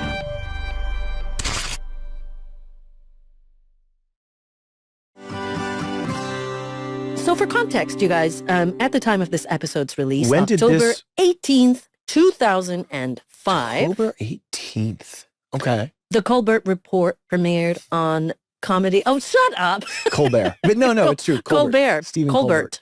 Stephen Colbert. The Colbert? Colbert Well, Report. I think I do Colbert- love him. I just have never really... Is it Who Ralph premiered? Fiennes or Rafe Fiennes? I mean, people I don't know. pronounce things You still differently. love him. So when did so that's when it premiered? Premiered on Comedy Central, October 2005. Oh my God, 19 years ago. The trial of former Iraqi President Saddam Hussein began in Baghdad. Oh yeah. That didn't end well for him. Well, I think they hung him, right? Well, in today's episode, the team investigates when a petty officer is found shot dead and soon discovers that the victim may have been leading a double life. Double life. Switcheroo, baby. When you read the script, did you see this twist coming? No, never saw it coming. I would say about the switcheroo in Switch, the twist. Didn't see it coming. There were many red herrings. You know, the red herring Yes. is the sort of miscue or something. It's like a misdirection is what I mean. Yes. You know, well, watch this hand, and the magician does something over here. Oh, hello. How many of the scenes with McGee were improvised? I feel I really did enjoy watching this episode. I'm just a junior field agent. All the more reason you need the experience, Proby. How about I follow in your footsteps as you lead the way? How about you kiss my experience buttocks? I remember parts of it. Certain parts of it. Remember parts of it. I don't remember all of it. But do you remember that scene down in the mountain when Brian Dietzen has yes, to... I do. I do. Wasn't that... I remember when I was watching that, and this was many years ago. Yeah. When he did that whole thing. By the way, what people don't know about Brian Dietzen is that guy is built like a brick. I know, I but mean, he's very, very athletic. Super athletic. He runs like I don't know how many miles a day. He's in tip-top shape.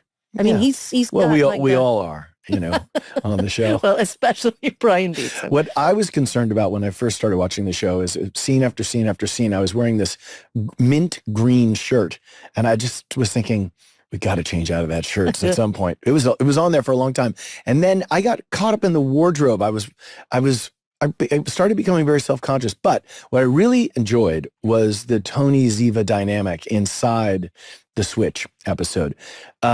It felt like something was happening between them. There was a level of irritation that was kind of like school kids pulling hair and like playing pranks. But my favorite scene of the whole episode is you and Gibbs in the elevator. White people don't bypass the chain of command. Which is? Me. We clear on that? Officer David. Crystal. Agent Gibbs. Oh, I was just going to say, because that's a defining character scene. Yes. And it was such a fun scene for Mark and I. I remember when we shot it. I mean, I remember it so vividly because I had so much fun that, you know, going back to the elevator and shutting the lights. And it was a power play. I remember watching it this morning. It was the first time that you see the character of Ziva actually sort of challenging this authority figure, you know? And I thought, what an interesting thing that it was so...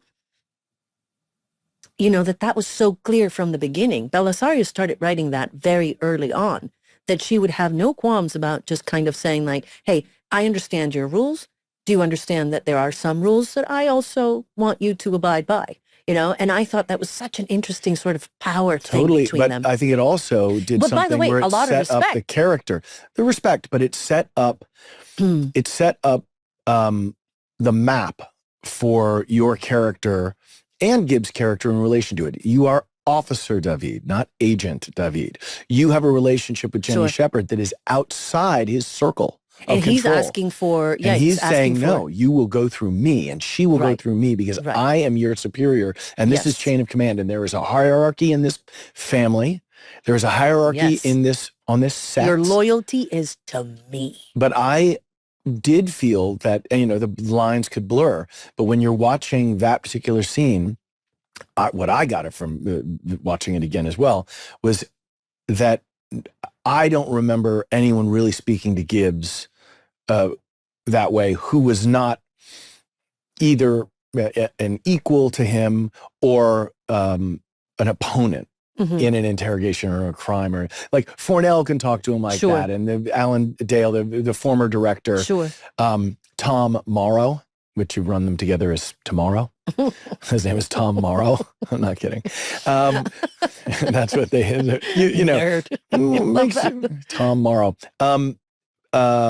Rocky Carroll could look at and Lauren Holly, Director Shepard. These are the characters who can speak truth to power as Gibbs is, and even very importantly, can be above him and can say, "Hey, you don't follow me into my office. You don't do this. You work for me, Gibbs." Right? And then you see that Gibbs doesn't like being told, "Here's the hierarchy. You work for me, and you're going to obey my rules." But he has no problem telling people under him. So you wonder, like, how would? But I think they both had that thing, which is the interesting part about the elevator scene. Yes, is that I think you're saying the same thing in many ways that I'm saying. Is that they both have a little bit of that quality in them, and they're I rebels. think that totally they have a problem with authority. Yeah, but Gibbs has a problem with authority, but is also demanding that you observe his authority. Demanding. I took the wrong bus this morning. Had to walk from the 18th Street stop. It's a tough part of town. I've been in worse. Won't happen again, Gibbs. I know. And she, in many ways, at the end of that scene, also demands says, the same thing. And you get it's about respect. I don't think she ever had a problem, because watching, especially in the early scenes of that episode, when she comes in and she's late, and then he, makes it very known that, she's late, you know what I mean? Makes her feel it. Right. And then she's on edge the entire time trying to figure out, like, hey, this guy, like, what's going on with him, you know? Now, how much do you think the writers are also looking at the dynamics on set, the real actor dynamics? We talked about the clock, and if you're late coming to work, you get the clock. Like how Harmon felt about making sure that the integrity of this troupe of actors that has to work together through rain. I mean, that's a really interesting point. I think there's a little of that. I think they probably were like, reflect, hey, let's play around with this because that's a real thing. And I think, yeah. Because I think that they do the same thing to me. Do you think by any chance they were still trying to figure out what to do with Ziva at this point? I don't. Because I was watching, for example, this is a very interesting thing. I was tracking the wardrobe, and I was like, why is she wearing a skirt? Oh, yeah. This was early on where they were experimenting with things. Yes. And they were very much like, can she wear skirts? And I was like, oh, God, I thought, where are the cargos? I was like, where are the, the easy, comfortable stuff where she can kick someone and she can, Well, or they that do that. wonderful crime scene investigation scene where you're talking about the Hawaiian shirt. Oh, yeah. That's one of my favorite scenes. Do you realize what we have here? Another ugly shirt? It's an authentic Magnum PI Jungle Bird design. 100% cotton, bamboo buttons.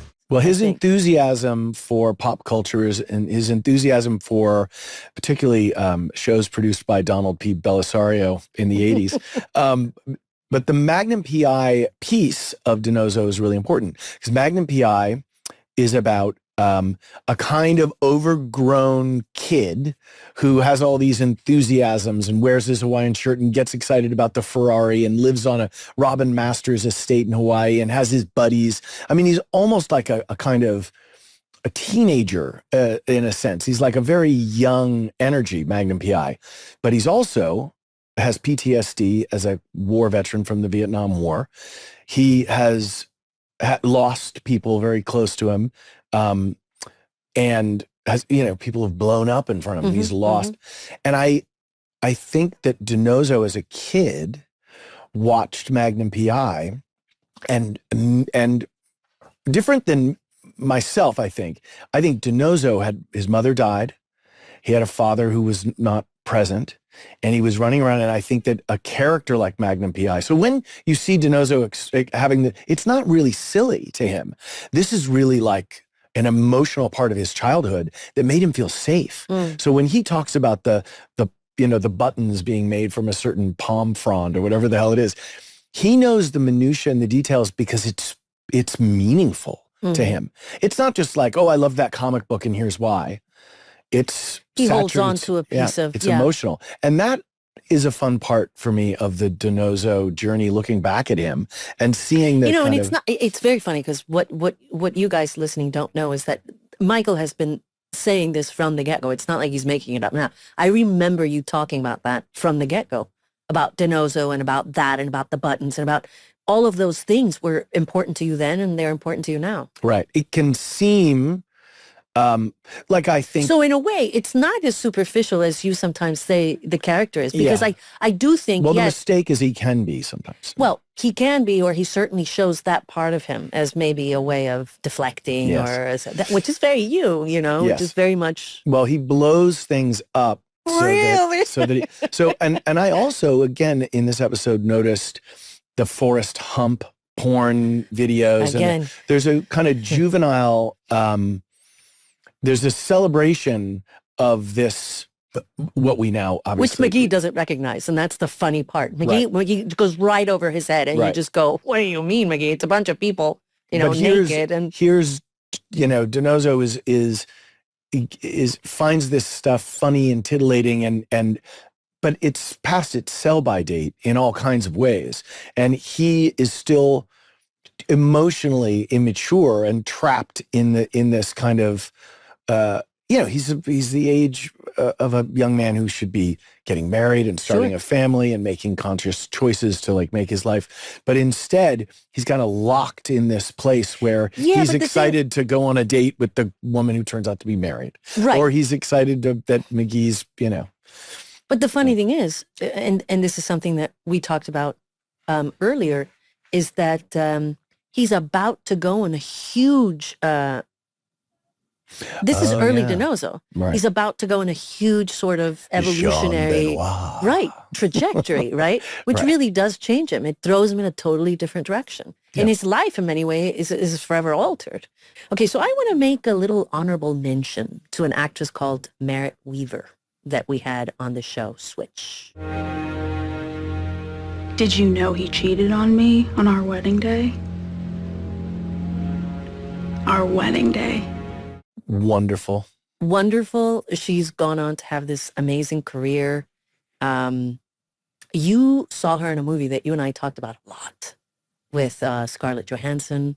Was it Marriage Story? Yeah. And it was a fantastic movie. And she plays the sister. She's just such a terrific actor. She's so present. She's so... and she's done a lot of stuff. But I remember the interrogation scene when she was in the car. You were on the phone with him when he was shot? He couldn't remember pesto and it pissed me off. How stupid is that? We've had really great actors, but I remember in that scene, she prepped for a little bit, and then she was fully in that moment. And I'm sure she probably doesn't remember even doing NCIS, but I remember as an actor noticing this actress and being like, it's very hard to do because procedurals, as you know, of course, you're playing these sort of isolated moments in which you're supposed to have a lot of emotion and, someone's, the stakes are always pretty high.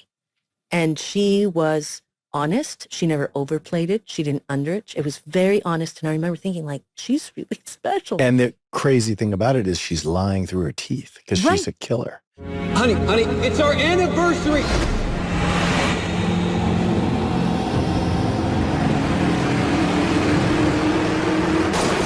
Right.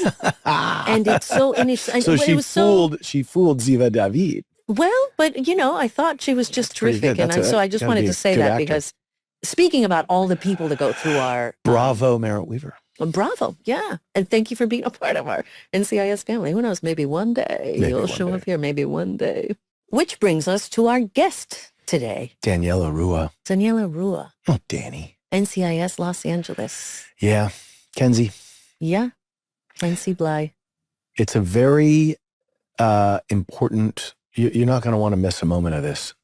Yeah. She's not only a very neat person, really smart, worked on NCIS for 14 years, and is now transitioning into directing. Let's share the interview with everybody.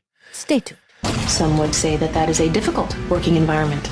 I am not afraid of change. I am not afraid of anything. Deeks, I will come in there and kick your ass. Federal agents, stop! In case you haven't noticed, this isn't just what I do. This is who I am. Federal agents. In fact, they are the only part of his body that doesn't stink. You're not getting away. Again. What, no thanks for saving your ass? My ass didn't need saving. Sounds like you want a second date. Nothing you'll ever have to worry about.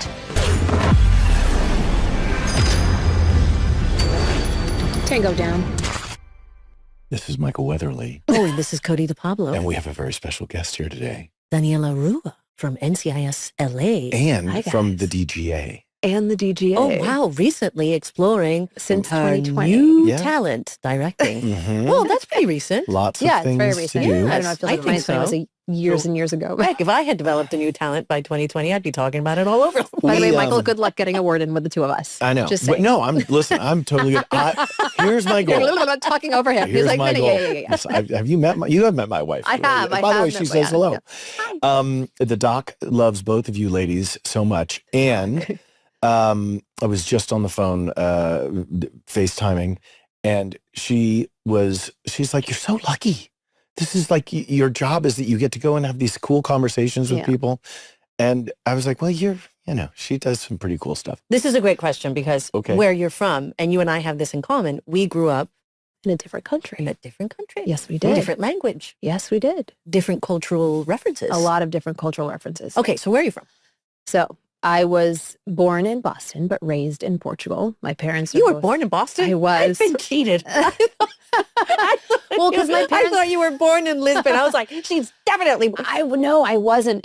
Luckily for passport and citizenship purposes, wanting to pursue the creative career and coming to the U.S., I didn't have to deal with all the paperwork and all the legality. So that was the great part about that. But it was a complete coincidence. My parents were both studying in the U.S. They came over married. My dad was doing his residency at Tufts. My mom was doing her... Dad is a doctor. My dad is a retired surgeon, ENT surgeon, yep. And he was doing his residency at Tufts. And then my mom was doing her master's in audiology at Northeastern. And pretty so... smart people. Very smart. I come from a very academic family. So when I'm like, I want to act and dance and prance around on stage with sparkly things, they're like, actually, we totally support that, which was great. We support that. It's because you dropped her on her head when she was a baby. No, actually, they supported, and this is, by the way, I come from a very traditional family, too. Most of the support came from the idea of absolute not knowing what that world was. I do think sheer ignorance was such a buffer. It was just like, you want to do what? Oh, that sounds great. That's okay. Yeah. Yes, it was more because I think especially my dad and my grandfather, they just loved watching action shows and action movies and everything. So when I sort of gravitated towards doing those kind of things, I had no idea that I would be on a procedural, obviously, when I came to the U.S. But that's the stuff we watched. We watched NCIS and we watched CSI and all the CSIs and we watched Criminal Minds before I even moved to the U.S. But you understood sort of the expectation. So when I met Don Belisario to audition, to talk about NCIS, I grew up on Magnum PI and I grew up on his voice. And, showrunners and show creators, when they are involved in the DNA and creation of a show, and as Don was creating NCIS, part of, I think, that conversation that we were having was me showing him that I knew his voice. And that made him comfortable because he was going to ask me to do crazy stuff. Like we're going to go from extremely silly stuff to extremely serious stuff with no transition at all, just a cut.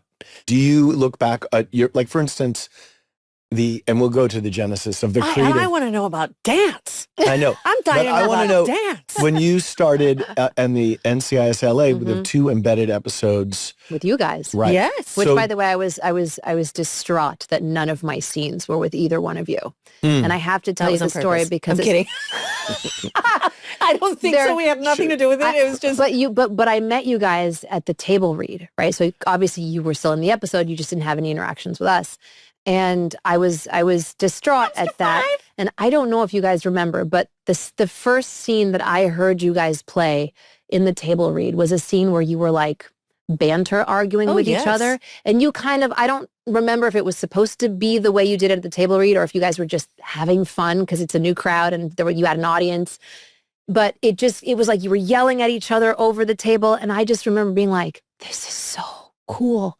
This is so cool. That was all planned. They are that, cool. Right? I want to be a part of their coolness. And then I had no scenes with either one of you guys. And we talked about it right before the read through. Did you really? Like, oh yeah. Because the read throughs were, you read and you do your thing. And do the jokes work or not? Basically. Sure. But we were like, we're meeting the new guys. Let's step it up. Let's step up to the plate. But I'm curious if you had anyone or anything, or like whether it was a performance in a film, or if you were thinking the one thing I don't want to do is this. How did your character?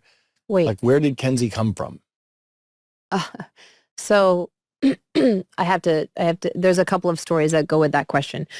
The first one was I really botched my first audition. No joke. And it's like, well, you got the part. It's like, yeah, but I almost didn't. So my first audition, I was still living in New York, and I had a ginormous speech, which I did, and then I screwed up towards the end, and the casting director was really nice, and she's like, try again, but then I got nervous, and so I kept screwing up this speech earlier in this speech, and she's like, you know what, we'll cut it together. And I was like, okay. And it was an action sequence, so the room was small, it was really weird, like, the whole thing was very bizarre, and I walked out, and I literally, unemotionally, ripped up the side, and I was like, well, that was a freaking doozy, like, that didn't work out, and it was pilot season, so I was auditioning for a bunch of stuff at the same time, like, you're just like, it's just one more, right? And the funny thing too, I was like, CBS has Criminal Minds, the CSIs, NCIS. Like, there's no way they're going to pick up another procedural. Like, there's no way. Little did you know. Little did I know. Anyway, so I walked out of there really, really genuinely thinking like, okay, that was it. On to the next. I had other auditions that day that I was like, nailed it. Never even got a call back. Right. Anyway. Ain't that the way? Right? Yeah. And so, anyway, I got a call back to my complete surprise. They flew me out to LA because that callback was already like the studio audition and all that stuff. And that in that one I did do well and I felt good and anyway, it went well, obviously got the part. But when we were shooting the pilots with you guys, I remember asking Shane Brennan, who was the creator of our show, and I was like, how did I make it past that first audition? And he was like, well, he's like, you kind of got lucky because they sent it to me on a very, very small video that I couldn't really see very well, but you just had this like international, energy and vibe, which is what we wanted for the character. And so we gave you another shot. So when you say, who is Kensi? How do you create that? When he told me that they had liked the international, not quite from here, not quite not from here vibe I had, I was like, okay, then let's go with that. Right. So that was one of the first hints of what they were looking for. And then the other thing is there was a complete actual transformation. And this, I will add Eric into this, because when they said she's strong, she's smart, she's powerful, she's this, she's that, I thought I had to act with a stick up my ass. I was like, if she's strong and she's smart, she can't be funny, she can't goof around, she's got to have a straight back. And it affected every part of my delivery, every part of my body language. And I just thought that smart and tough meant a very specific thing. And then Eric, you are strong and smart, and you didn't. But as a 40-year-old woman, I now understand that. Like I don't have to show my power because I am it, right? And I say this with no arrogance. I feel confident in who I am as a person and my journey in life. Anyway, Eric joined our show, end of season 1, beginning of season 2. He became a regular, and he was the funny guy, and he would improv, and he would try to make me laugh, and I was still living in that I don't laugh at silly things persona. And Shane Brennan pulled me aside and he said, the audience likes Kensi because she's been on the show for a year now. And he's like, if you react the way you're reacting to Deeks, the audience is not going to like him and you're kind of an asshole.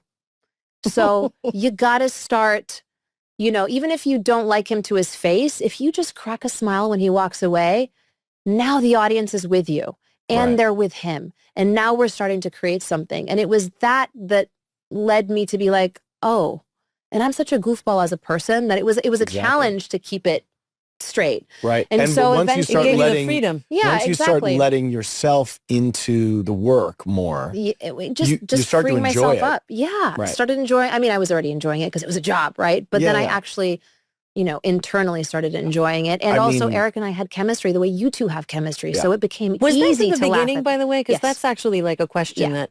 Yeah. So it was definitely from the very beginning. And was it always like, hey, you guys, this is going to go romantic? Or was it just like we had chemistry and then it went there? Or I actually don't know the answer to that question. I don't know.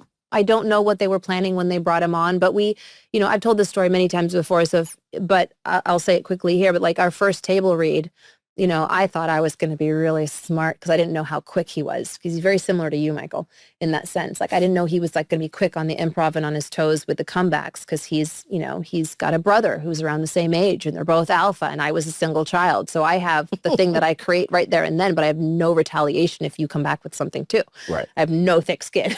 So I went up to him, meeting him for the very first time in the table read. And I was like, so I hear Deeks is supposed to be like muscly and tanned. What are you going to do about it?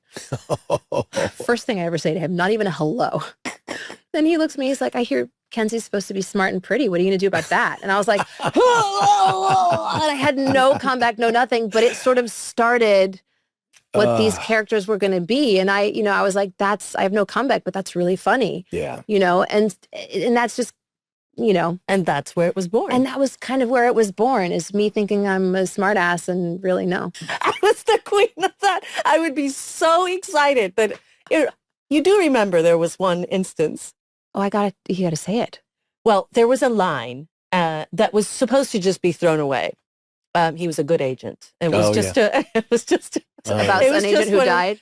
Somebody died, and I don't know. It could be so many different things, but it was like Gibbs walking away, and I was like sitting in my desk or something, and I just had to stand up and say something like he was a good agent. And at that moment, I was like, well, make a choice, So make a choice. Yeah. Make a choice. And I was like, and I'm going to make it earnest and loud. So it was just an atrocious. It was so please, what did you do? It was just an atrocious. He was a good agent. It was awful. And as soon as I did it, I was like, oh, somehow it just didn't land. That's the one that aired. No, it didn't. You guys started Nope, dying laughing. All we could say to her was just like, wow, you fully committed? He was a good agent. And it was just so like, it was and like I remember Katharine doing Hepburn it like, meets, yeah. Oh, it was a lot. She was I'm my telling favorite. you, kid, it was a good agent. Yeah. He was a good agent. Fully committed. To an insane asylum. You can't accuse me of not being fully committed, especially early on. With anything. Oh, no. Especially early on. Okay, weapons. Did you know how to... Did we even answer any of the previous questions? No, dance. I don't dance. No, did you know how to handle... had you handled firearms before? No.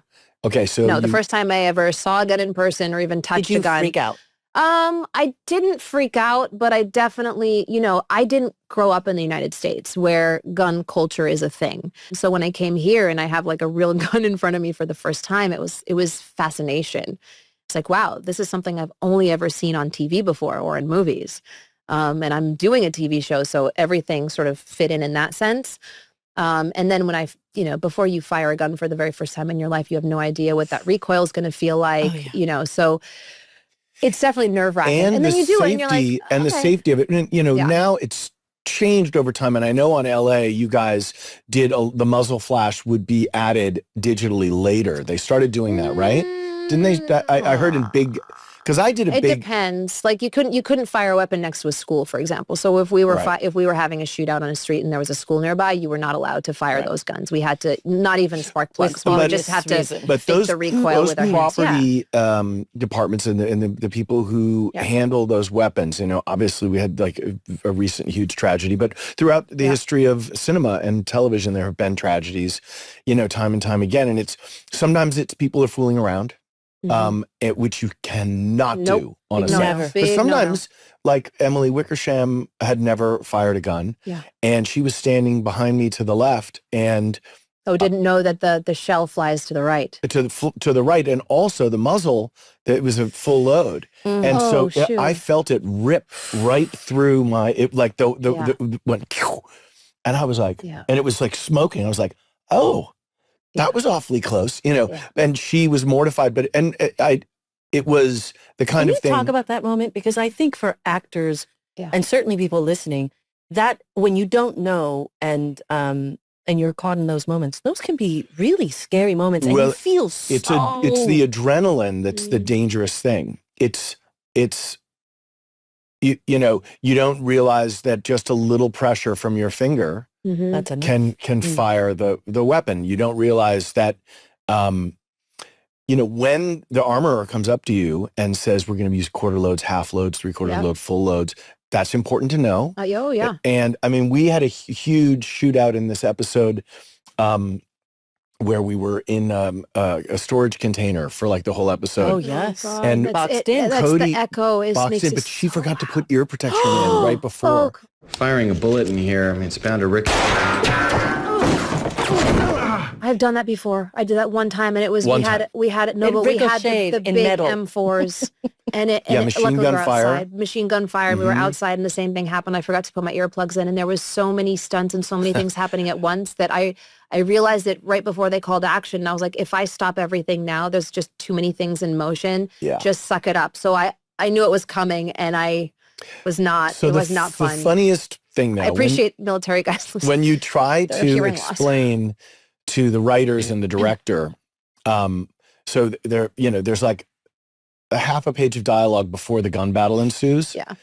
But you have ear protection in. Oh, it's so weird. And so you can't.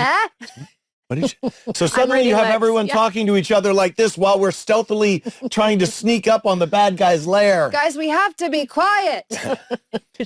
Why are you always making jokes at the wrong time? Oh, Marty Deeks. and then, you know, the scripts, and then you have bang, bang, bang, bang, bang. And those are my favorites. You have to bang, bang, bang, bang. bang, bang. Okay, let's talk about dance. We've done Oh my God, okay. You started dancing when you were what? So I, like any little girl, you know, my mom put me in dance classes when I was very young. I was always a show off. I was always like either putting my stuffed animals as an audience in front of me, or I would force I had no siblings. So I really needed attention from the adults in the room. And so I would just go plan a choreography or do something or make up a song and just make people listen to it and whatnot. And so that sort of sense of enjoying having an audience has been with me, I think, since the day I was born. It's just part of me. And so I think my parents recognized that. So I did the dance classes and I did the theater classes once a week, and that until things just sort of escalated where they felt a little bit more serious. And then it became like a career choice. When I was a teenager, I was like, I think this is what I want to do for a living. So when I do search for colleges, this is going to be the path. And my parents were like, great. They never criticized any part of my creative needs. All they said was like, this is your choice, which means you have to go as hard as you can. Yeah. Like, yes, mistakes happen. Yes, failures happen. That we don't care about that stuff, but you cannot half-ass anything because this is your choice. And so that's such a great piece of advice. That just answered one of my questions about how you survived 15 years? 14 years of the show. Yeah, because you have to have a work ethic that comes from like Mount Olympus. Well, where did that work ethic come from? You and I have this in common. Soap operas. Soaps. Did you ever do soaps? I did. That's how I started. Telenovelas in Portugal. I did 4. Oh, wow. Yeah. Well, so they're not like here where they last a long time. They're more like the Central and South American soap operas that they're on for a year and a bit, and then they kind of they end and you sort of transition to a different role in a different soap. And like 40 scenes a day, and you know what I mean? Like you're going home completely exhausted, learning a bunch of lines. And in that sense, I was more like you at that time, I think, where it's like you have to keep the context of the scene, but it was near impossible to learn word for word because it was just too much to learn overnight. And you have to wake up the next day and do it again. Yes. And then the well, day I was after in that, high school, so and I was going, to school, Oh, God. finishing at 3:30, and then working until 3 a.m. See, and I then was going doing homework in between because we I was didn't doing have the same thing. You did the same thing. I was doing the same thing. I wasn't doing soaps, but I had a little TV show. Yeah. But it taught me it's like you just got to do your homework when you can, as opposed to I'm tired, I'm going to do something else, and then No I'll do it later. There's no later. Yeah, like you right. have to There's do no it later. now, otherwise the thing that you want to, So that in that sense, it was great work ethic, and that definitely carried into NCIS to answer your original question. Mm-hmm. And so yeah, that sort of was there in the beginning, but then the family, like you guys know, the people that you hang out with, the environment, the cast, the crew, like everything just becomes home. And yeah, you guys had a really nice one. You guys had a really fun And the set. Paramount lot is a little different than our Santa No, I mean, Clarita. are you kidding me? Oh, This is- you said No, that no, as if you guys did it. No, I was no, like, no, you no. guys We did had too? a family for Well, sure. we were but- what I called Moonbase Alpha. People were like, "Where do you shoot your show?" And I'd say, "Well, you see the sun? If you fly directly towards the sun and just before you incinerate, you're in Santa Clarita because it's literally like 100. Yeah, you guys were in a lot. I mean, you guys had the proper, like, you were there. That was like the mingling with other I people, other loved actors. going I to don't the know. I just Paramount lot or left the your set Universal. last week, and I loved every moment of it. I know, but it could is not find my way isolated. through those stages, though. I'll be honest with you, I kept getting lost. So let's give this But- context. Daniela Ruah has just directed an episode of The Mothership. Yes. And you're working with our beautiful, wonderful Sean Murray and Brian Dietzen and Gary Cole and all the new people, Wilmer and everybody that I never got to work with. You actually did do a little bit of work. I did a little bit of work. Yeah. And they were, But most of your stuff on that was with Harmon. And Emily. And Emily. Emily yeah. was still Emily there. as well, Bishop, yeah. Right. But that, I was just going to say that I think it took me 13 years before the switch went on where I was able to add it all together. What does that mean? I think that in the beginning, I would be in the bathroom at the soap opera studio, so nervous, just palms sweating every time we were getting ready to go tape. And just Mom like, spaghetti. I'm just sweating, just like terrible stomach problems, like so nervous every day. And then I would finish work and I would walk home because I wasn't going to pay for a taxi and I didn't want to take the subway because I needed to scream. So I would walk down 10th Avenue and just yell at the top of my lungs because I was so frustrated how bad I was. And then I would get all the way home and go through this self-loathing, knowing that it took about 40 minutes to walk home. I lived on 26th Street. And then I would sit with my script for the next day. I'd be like, I'm gonna fucking do this better. I'm going to be better. I'm going to be better. Who made you feel that you weren't good enough in those moments? Everyone I worked with. No, I mean. Really? I could feel, I got a lot of hints. Celeste Holm played my Aunt Isabel on Loving, and she took me to her dressing room. She had her Academy Award on her dressing table. And she said, you clearly don't watch the show. And I said, well, yeah, I don't know. It's a soap opera. And she goes, that is not the attitude of success. You must know this show better than anything you've ever known. You must live this. These stories are the most important thing in your life. And I was like, well, and she said, what is your dialogue? Your dialogue is simply reiterating all of the stories of these people. Trisha, trucker, what are you doing here? I thought you were at the mountain cabin with the stolen diamonds. It's all just plot and exposition. Yeah, but if you don't know it and you're memorizing it, and she said this great thing to me. She was like, tell me about how many siblings you had growing up. And I was like, oh, well, I had 3 half-sisters and a full brother, but 2 half-sisters from my father's first marriage and a half-sister from my mother's first marriage. And now you're regurgitating information. And then she goes, what you just did is what you should do when you're on the show. So she gave me this one piece, which was like, it's got to be your story that you're telling and your perception of the story. But it's interesting. Like, that's a wonderful lesson. It was great. It's an amazing lesson. And what a great thing to have somebody sit you down and actually have that. Well, she probably did it in a nice way, or did you feel attacked? No, she was very direct. But she's probably very protective over her. She wanted, I was that's her home. 22, 23 years old. Yeah. She was like, if this guy doesn't get it together, he's going to he's gonna blow the job. She was funny and obviously like an extraordinarily huge career, very talented. But 2 things Dennis Smith taught me, and we will be talking to him on this podcast very soon. or if these air By the out way, of Dennis order. Smith is the director who's directed the most amount of NCIS franchise episodes of all time. He's How got many do you know? over 100. Yeah. He's done over 100. So Dennis Smith was a regular director on our show, a regular director on straight 4 NCIS. seasons. He's That's and crazy. he started off as a camera operator, then he became a director, photographer, cinematographer, and then eventually worked his way up to directing. I was But just telling the he's- audience at right. home, so they get a reference of but he Dennis knows- is a home. No, Oh, no, yeah. yes. I mean, But he's he home knows name. that if so you bring in a cast, especially if it's a squad room or something where everyone's kind of, we know what this is, and everyone's kind of not really looked at their dialogue much. You reherse it. Let's just Talk read. about let's you, just, Michael. We used to look at. Let's just read the words, and then let's just read the words, and then And I just got off your show, and they all knew their lines. Don't say that. You. They sort of knew their lines. So you can get into a thing, but when you read it and then you read it again and then you rehearse it again and then you rehearse it like a fifth time, you're starting to lay in these tracks and the roads, and you're letting the crew watch things, and so there's a muscle memory that starts to come in. So you're not thinking about reaching for this with the right. You're like, that this is how you reach for the cup, or you say that line, and then once you know it, you go away and you come back, and Dennis does this other trick, which is no rehearsal. Let's just shoot the rehearsal. Oh, yes. And then you find all this stuff that wasn't there. Yeah. And all this kind of magic happens. Robert Wagner, when he would Play your dad, right? Played dad on the mothership. The first time we were loading into this elevator together, he said, right before they called action, he said, let's show him the magic. And I was like, let's show him the magic. That's amazing. Because it is a magic trick, right? If you do it correctly. Yeah. And then, the greatest compliment that I ever could receive from anyone who didn't know me, who would watch the show, and then I would meet them, they'd be like, you're just like your character. Or it looks like you're not even acting. And you just play yourself. And even some people that I do know would say, God, it's weird. You're just like completely yourself. When I watch it, I don't think that at all, because I can see everything I'm doing, and I can see that I'm activating all kinds of stuff that's fake.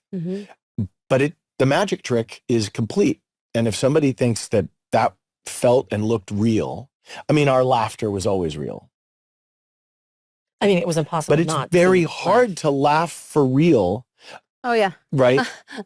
It's so bad. And especially when you're working with Eric Olsen. No, he sucks. He's not funny at all. So he told us stories. We Okay. Has we he been had here him. already? Oh, Yes. we had him, and Do he you told us wanna- stories about you and he, and it was he really- said Which one? he said that there would be, for a instance, funny game that you guys played, which was Have to who do took with the last line. Oh God, yeah. No, it's not who took the last line. It was him. written as me, and he would improvise something at the end, which was of course funny. So then I knew they would use it in the edit, and so I was like, I have the last line, for crying out loud! Like, stop saying something I know, after and then the scene he is would say done. that you would try to top it, and that it was No, but I can't improvise for shit. I'm an By only the way, child. this I is have great. no We're getting capacity. both confessions, I and they know. just we they may track. even do No, but split they screen. track. We're gonna do They split track. screen. We're gonna do They a compare and Well, no, contrast. but I got to tell you, and the funny thing is like I couldn't even hide why I wanted to maintain my last line as was written. He's like, "But why do you want to get the last line?" He was like trying to provoke something, to continue on with the joke, and I was like, "Because I want to be the last face people see before we cut to commercial." And he's like, well, at least you're being honest about it. I was like, of course I'm being honest. Why else would I want the last line in the scene? It's called of a course I do. tag. It's, Exactly. And I was like, so this one time, it became obviously a running joke between us. And I have to tell you, so there was this one thing, it was like an act out, and these guys that come screeching, we have our guns out, and we're like, get out of the car, all this stuff. And my last line is, out of the car, hands up, get down on your knees now. And we did it. And we're there like, chest breathing hard, all this stuff, like this. And then he takes a beat after my last line. And he goes, you heard the lady. And I was like, God dang it, Eric. And of course they left it in the cut, and it works perfectly. But I was like, Eric, shh. So you were Now, just doing something. Something that is, We have everybody do, really. Oh, everyone here has a gun face. did I just make mine? Yeah, it was good. It was really good. Yeah. No, I don't you stretch have a them gun much. Show me your gun face again. No. We need her gun face. I know, but show me yours first. I mean, it's Oh, so it's a good. side eye. Right. Side Oh, eye. it's a side-eye gun face. Mine for sure. is mouth slightly ajar. And by the way, these gun faces never change. Like, no matter what happens, it's always gun face. Oh, Sean- no. Yeah. So I was Sean Blue Murray steel. has one which the tongue goes under the lip. It It's goes. this. It's so good. He looks like he's wearing a mouth guard. And then Echo showed us the brow, the Cro-Magnon, the like Cro-Magnon. through the eyebrows. Yeah. So now we're asking know what- Daniela Ruah, like Right. what her gun face I is. have to do it without thinking, otherwise I'll overthink it. So say the line. There it Say the is. line you just said. Say the line you just said. Down on the ground, hands up. Yeah, it's good. Got to do it. Got to do it with the. The Okay. finger pointing down. Down on the ground. No, Down. I will tell you, I don't know what my gun face is. That's so funny. I'll have to do it like out of the No, that blue was to good. remember it. No, but it's, I know that I didn't. Oh, I I've was seen always you in the told opening you don't go titles. with one eye. You always keep both eyes open. So I remember that was a big one. And then I always remember, like, don't blink when you fire the weapon. That's so and it's sometimes impossible. That's almost impossible. Well, sometimes we'd play it back and I would manage occasionally. But the problem is that the 9mm SIG that I would use, sometime once in a while, you'd feel something fire Yes. back in your direction. You guys know this, right? And so our prop guys figured out that if you put a little black tape, like right where the, I mean, it's such a rookie now, like the thing that you pull back to cock the gun. Oh, come on, honey. You know. Hammer. The hammer. Thank you. Sorry. I didn't Oh my wanna- God. I always- Sorry. I always- the hammer. The Back to hammer. one. And it was just on either side of the hammer, and then I wouldn't get that in my eyeballs. But yeah. Which, by the way, probably added to your luscious gun face. Yeah. It didn't get in the way, meaning like you knew nothing was going to jump at you. So you secured that. You were just confident in that gun Confident. face. I'll be honest with you. I was This more gun afraid of face. those shells than anything else. I Yeah. had to do the scene where I was undercover once, and it was an episode. We were fighting in the gunfight in a warehouse, and it was with a guest actor. Oh my gosh, it was with McMahon from the WWE. Oh. Yeah. And so we were in a scene together, big shootout, all this stuff, and I was wearing itty bitty shorts like Daisy Dukes because I was whatever. I was undercover. That's what you do. Yes, that's what one does. And I'm going to do it here. And I was like crouched down behind a container like this, and I had my gun, and I kind of like reach up like this and fire. And when I bend back down, I pinned a shell, Oh, a hot shell. like a hot shell, like between the bottom of my leg and my thigh. And they called Do you cut. still And I was have like, that scar? Do you still I have that literally- scar? I don't, but for a long time Do I you had remember? like a scab. Do For you remember sure. when I got Can my? we talk my- about scars from the The you show? know? Do you remember from the show? when I got my thumb caught in the door when we were shooting down Yes. in the garage? Yes. And I waited until the end of the take, Yes. and they said cut. trained? And then A trained I professional. lost that nail. I lost that. It was a very big, dark, like it was. That I was remember that so clearly. yeah. But I had to. I knew not to disrupt because there was a tag. Yes. There was like a line, It's like a big and it was a big thing. And I knew that it, Came off like of just like you, action, yeah. if I screwed it up before they said cut, we would have to do it again. Right, And I but knew like I the- might yeah. be missing the top of my finger, right? Because you know when you get And it, the reset is just so it is Well, with- expensive and it's lengthy. especially if I'm missing well, part and of when my you have hand. when you have like you know, it's like, oh, you have a big vehicle coming in from that side of the parking garage, another one's coming in from behind camera, and then you have two guys coming like when there's You're a lot like, of I'm action not gonna and mess stunt this guys. up.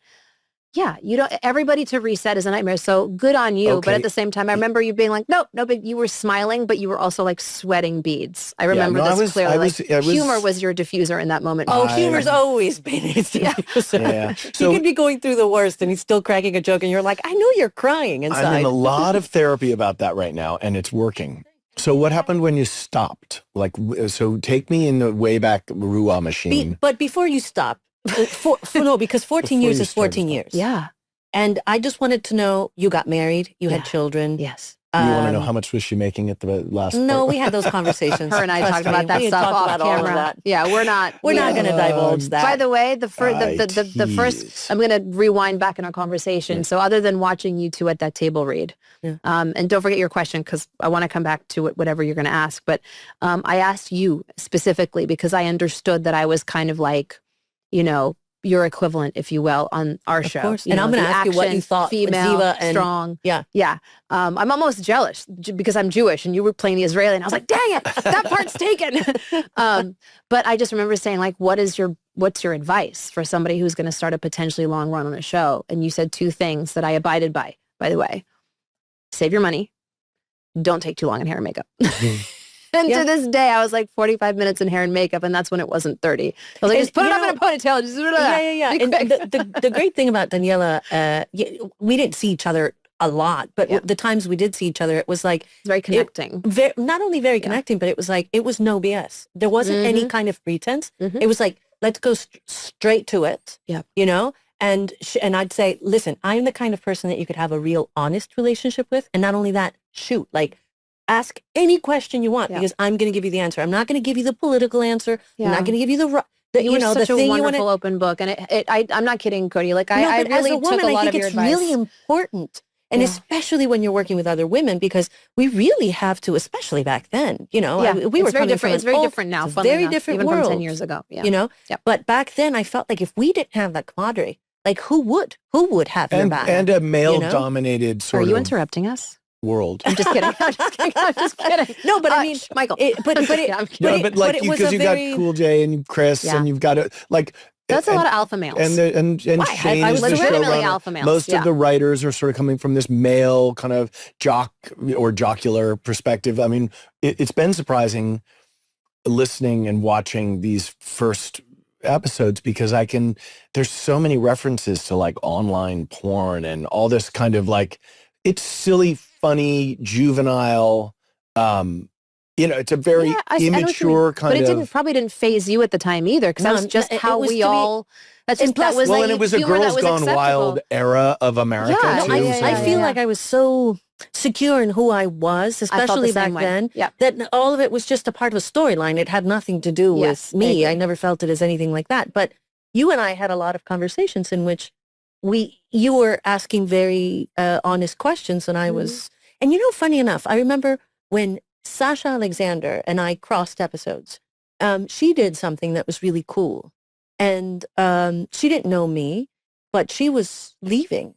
And she had her reasons, which we all have to respect. Sure. And at the time, I didn't understand why people would leave or, you know, and then of course opportunity and stuff. Well, but you know, people have their own reasons and that needs to be respected. But she went to my trailer and I was sitting down and she came up to me and she sort of touched my face in a very sort of sweet, like, sweet way. And then she said something along the lines of, be strong. She just said, be strong. And I remember thinking like, what does that mean? But the way she said it was so cool that I understood that as a woman, she was sending me a message. And not only that, it was done in a loving way. Yeah. It wasn't done like, be strong. You know, like it was not condescending, not bossy, not no. There was nothing. Right. There was no pretense. There was no like, you know, there was nothing from human to human, from woman to woman. Yeah. You know, and so I feel that as a woman, things have been informed by other women around me. My mom was a huge one for me. Oh yeah, me too. She was anytime she could help, she would help. You know, and so I felt very much responsible for that. And when you and I had conversations, I just made a point to always give you any kind of information that could help you in the future. And you did. You did, definitely. And it's so funny that you mentioned your mom, how that was a huge, like my mom was a huge influence for me. And too. your mom's a cool lady. My mom's cool and she's fun. And she was like the perfect example of what I could be as worker woman mom. And the balance between those things. And I know that everything I've done to this day as a worker, as a woman, and as a mom has been because she showed me that. She showed me it was possible.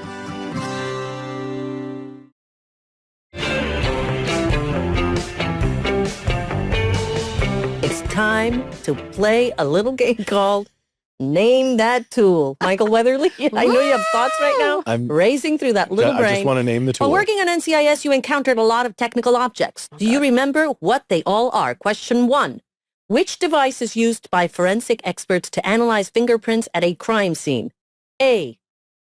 Spectrophotometer. Nope. Spectrometer. No, that's not it. It's not it. Fuming wand. Luminol sprayer. Nope, that's for blood. That's for blood. Electrophoresis machine. An electrolysis machine? That's for hair to removal. get rid of the... That's for hair removal. Well, we didn't do forensics on our show, so I don't have the... Electrophoresis. I'm going to say D. No, it's not luminol. I'm trying to think because I do know that you can use super glue to lift a fingerprint. Oh, it's the fog one. It's the fog. Whatever that fog. What was the fog one? No, it's the one that sounds like something from Harry Potter. Which one is that? The electrolysis? The wand. Yeah, because it's a fumes one. That's why I said. That's what I said. That's You what I need meant by fumes, fumes. the super glue fumes. So you got it right. That's what I She said. said fumes. You said fumes, so you got that because right. I knew the super glue and the thing. Yeah. All right, question 2. Question 2. What's wrong with the accent today? I feel like I'm all over. Question 2. What device do medical examiners... I can't read. We are you never... Read it. Do you want me to ask no you the more question? CBD for you. Oh, God, I'm so relaxed. What device do medical examiners use to determine the chemical composition of unknown substances found in a body during an autopsy? Okay. Choices. Spectrometer. I can't read this. Jeff, why do you write this I know, but stuff? just because we want to hear you... Hemocytometer. Okay, that would be it because I have to do with blood. That's it. Stethoscope. I know that one. No. Hemo. Pulse oximeter. No. It's the hemo something because that's blood. Pulse oximeter is something you put on the end of your finger to... Pulse oximeter. I didn't get that's what she said. No, it's a gas. I worked with her for a long time. Chromatograph. What does that mean? I missed it altogether. You see, this is what happens when you've got my mind stuck on these words. I can't pronounce. It's the number 2. Where's Polly Perrette when we need her? Well, she could say these things in her sleep. Spectrometer. That. It's number 2. Whatever number 2 was. No, it's not. It's A. It's A. It's A. What's Question A? 3. Okay. I can't say it. We got it wrong. It's fine. O for O. Let's go.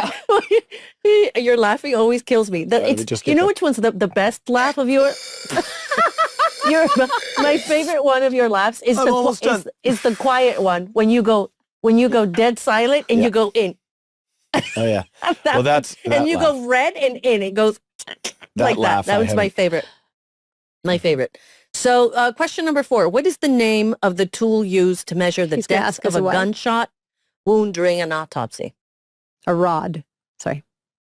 Hi, 911. I'd like to report a crime. No, there's been a butchering of the English language. We're at the Spotify studios. B, calipers. C, bullet probe. D, vernier scale. Let's just say bullet probe. You got it. God, you're good, Cherie. You got 1 out of 4. That's fantastic. Bullet probe. I hope that you enjoyed coming here. I loved it. I almost want to be like, you can go home. We're just going to keep hanging out and go for a glass of wine. Next season, you have to come back if we do another one, and we'll do cocktails. We'll tape at night. Let's do kind of like a drunk history thing. No. We don't do this on And then season 3 will be the psilocybin season. Everyone will be like, is that... I'm seeing patterns. I don't know what psilocybin is. Mushrooms. Oh. He talks about that a lot, by the way. Like, I have no idea then why. Then we'll do an ayahuasca season. The ayahuasca special. Yeah. Then the DMT season. We'll just go straight to the God drug. Oh my God. It's been such a nice way to spend an afternoon with you guys. I love this. Can I just take a minute? Please take a minute. A little breath. You feel the feels. I feel emotionally full. I feel sated. Satiated. Yes. I feel I have satiety. It's a sense of satiety. I think that is a 100% put together human, Dani Ruah. I think she's a really cool lady. With so many things ahead in the future. Totally. And the greatest thing is that she's kind of, she's got all this stuff at home kind of figured out. And to me, that's just such a plus. Yeah. That she's able to have that as a solid foundation. And then she's able to have these dreams that she's still, accessing. Yeah. Totally. Manifesting. Yeah. She's a manifester. And she's quick. She's quick. Oh, yeah. And, if only she just were a little more honest. Yeah. She is one honest lady. You're not sneaking anything. And by the way, we like honesty. We like honesty, and if you come over here, we want you to show us a little something. Show us the truth. Yeah. Show us all. We like it, warts and all. As Robert Wagner said when we were sitting down with our groaning smorgasbord and a glass of wine, we're going to get a little drunk and tell each other the truth. Ooh. Hello. All right, so fan questions. Did any actors or actresses inspire you to pursue acting when you were growing up?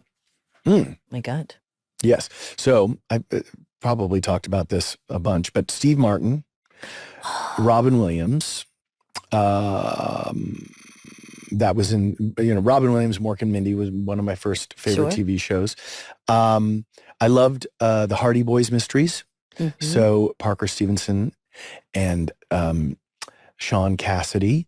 And I got to actually work with Parker on an episode of Bull and told him that I was a Hardy Boys fan, and he just stared at me. No, he's the nicest guy in the world. We actually went to the same boarding school, separate years apart. Yeah, a decade apart. So I loved all that, $6 Million Man.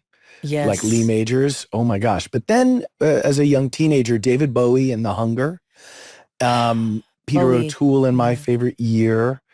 And then I swerved back into the comedy with Michael Keaton as Mr. Mom, Tom Hanks in Splash, Bill Murray in Stripes and Ghostbusters, and Dan Aykroyd.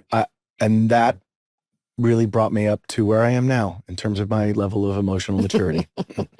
Ghostbusters. Basically. Who are you going to call? Who was scarier, Mark or Don? Don. Oh, why? Mark was never in the Marines. Oh. Okay. Yeah. No, I mean, if I saw Harmon's number on my phone, I'd be like, oh, what does Mark want? And I'd be like, hey, man, what's going on? If I saw Don Belisario's office calling and Patty was like, I have Don for you, I was like, oh, God, I'd pull my car over. I'd be like, okay, all right, just breathe. Michael, it's Don. Hey, Don, how are you? Please don't hurt me. Please don't hurt me. That's the best. That's like your mom. Oh, hi, Don. The best. Yeah, so fear knows no question. Okay, dear viewers and listeners, get your blankets, herbs, and crystals out because it's time for your daily off-duty horoscope, better known as Gibbs Rule of the Day. Gibbs Rule of the Day, rule number 23. What is it? Always be kind and rewind. No, this is actually like a... It's from the days of VHS. This is like a Gibbs. This is like a Gibbs thing. Like you'll get it when you hear it and you'll be like, whoa. What did he brush drink? And floss? What did he drink every day? Bourbon. No. And the cup.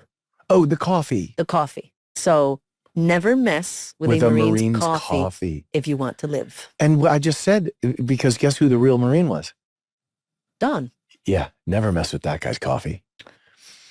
That must be one of Don's thing. Yeah. Yeah. That must be one of his things. Interesting. Anyway. Or John Kelly. John Kelly. Remember true. John Kelly? Yes, I remember you went to the... Well, we don't have to get into that story. But yes, John Kelly, Yes. a fantastic, talented... okay, all right. We can... stopped me from saying something. This is the first. And it's the first, and it's one of the best moments I think I've ever had with you because it's right live on television. You can't say it didn't happen. No, I'm not saying it didn't happen. I'm saying not this moment didn't happen. Like you could censor the moment if you don't want to talk about it. That is your choice to make. I just don't see the upside. But I loved the reaction to that.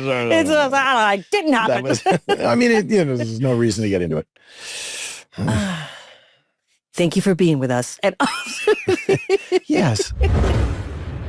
I just want to remind everyone that you can watch episodes of NCIS on Paramount Plus, and new episodes are on CBS Network. Cherie, next week on Off Duty. Oh my God, this is an exciting one. A Marine sergeant's wife is thought to have been abducted until Gibbs and his team find evidence to suggest that she may have been murdered live on the internet. Huh? Sex, murder, mystery. Sounds like season 3 to me. What more could you possibly want at season 3, episode 6? The Voyeur's Web. Ooh. Foof.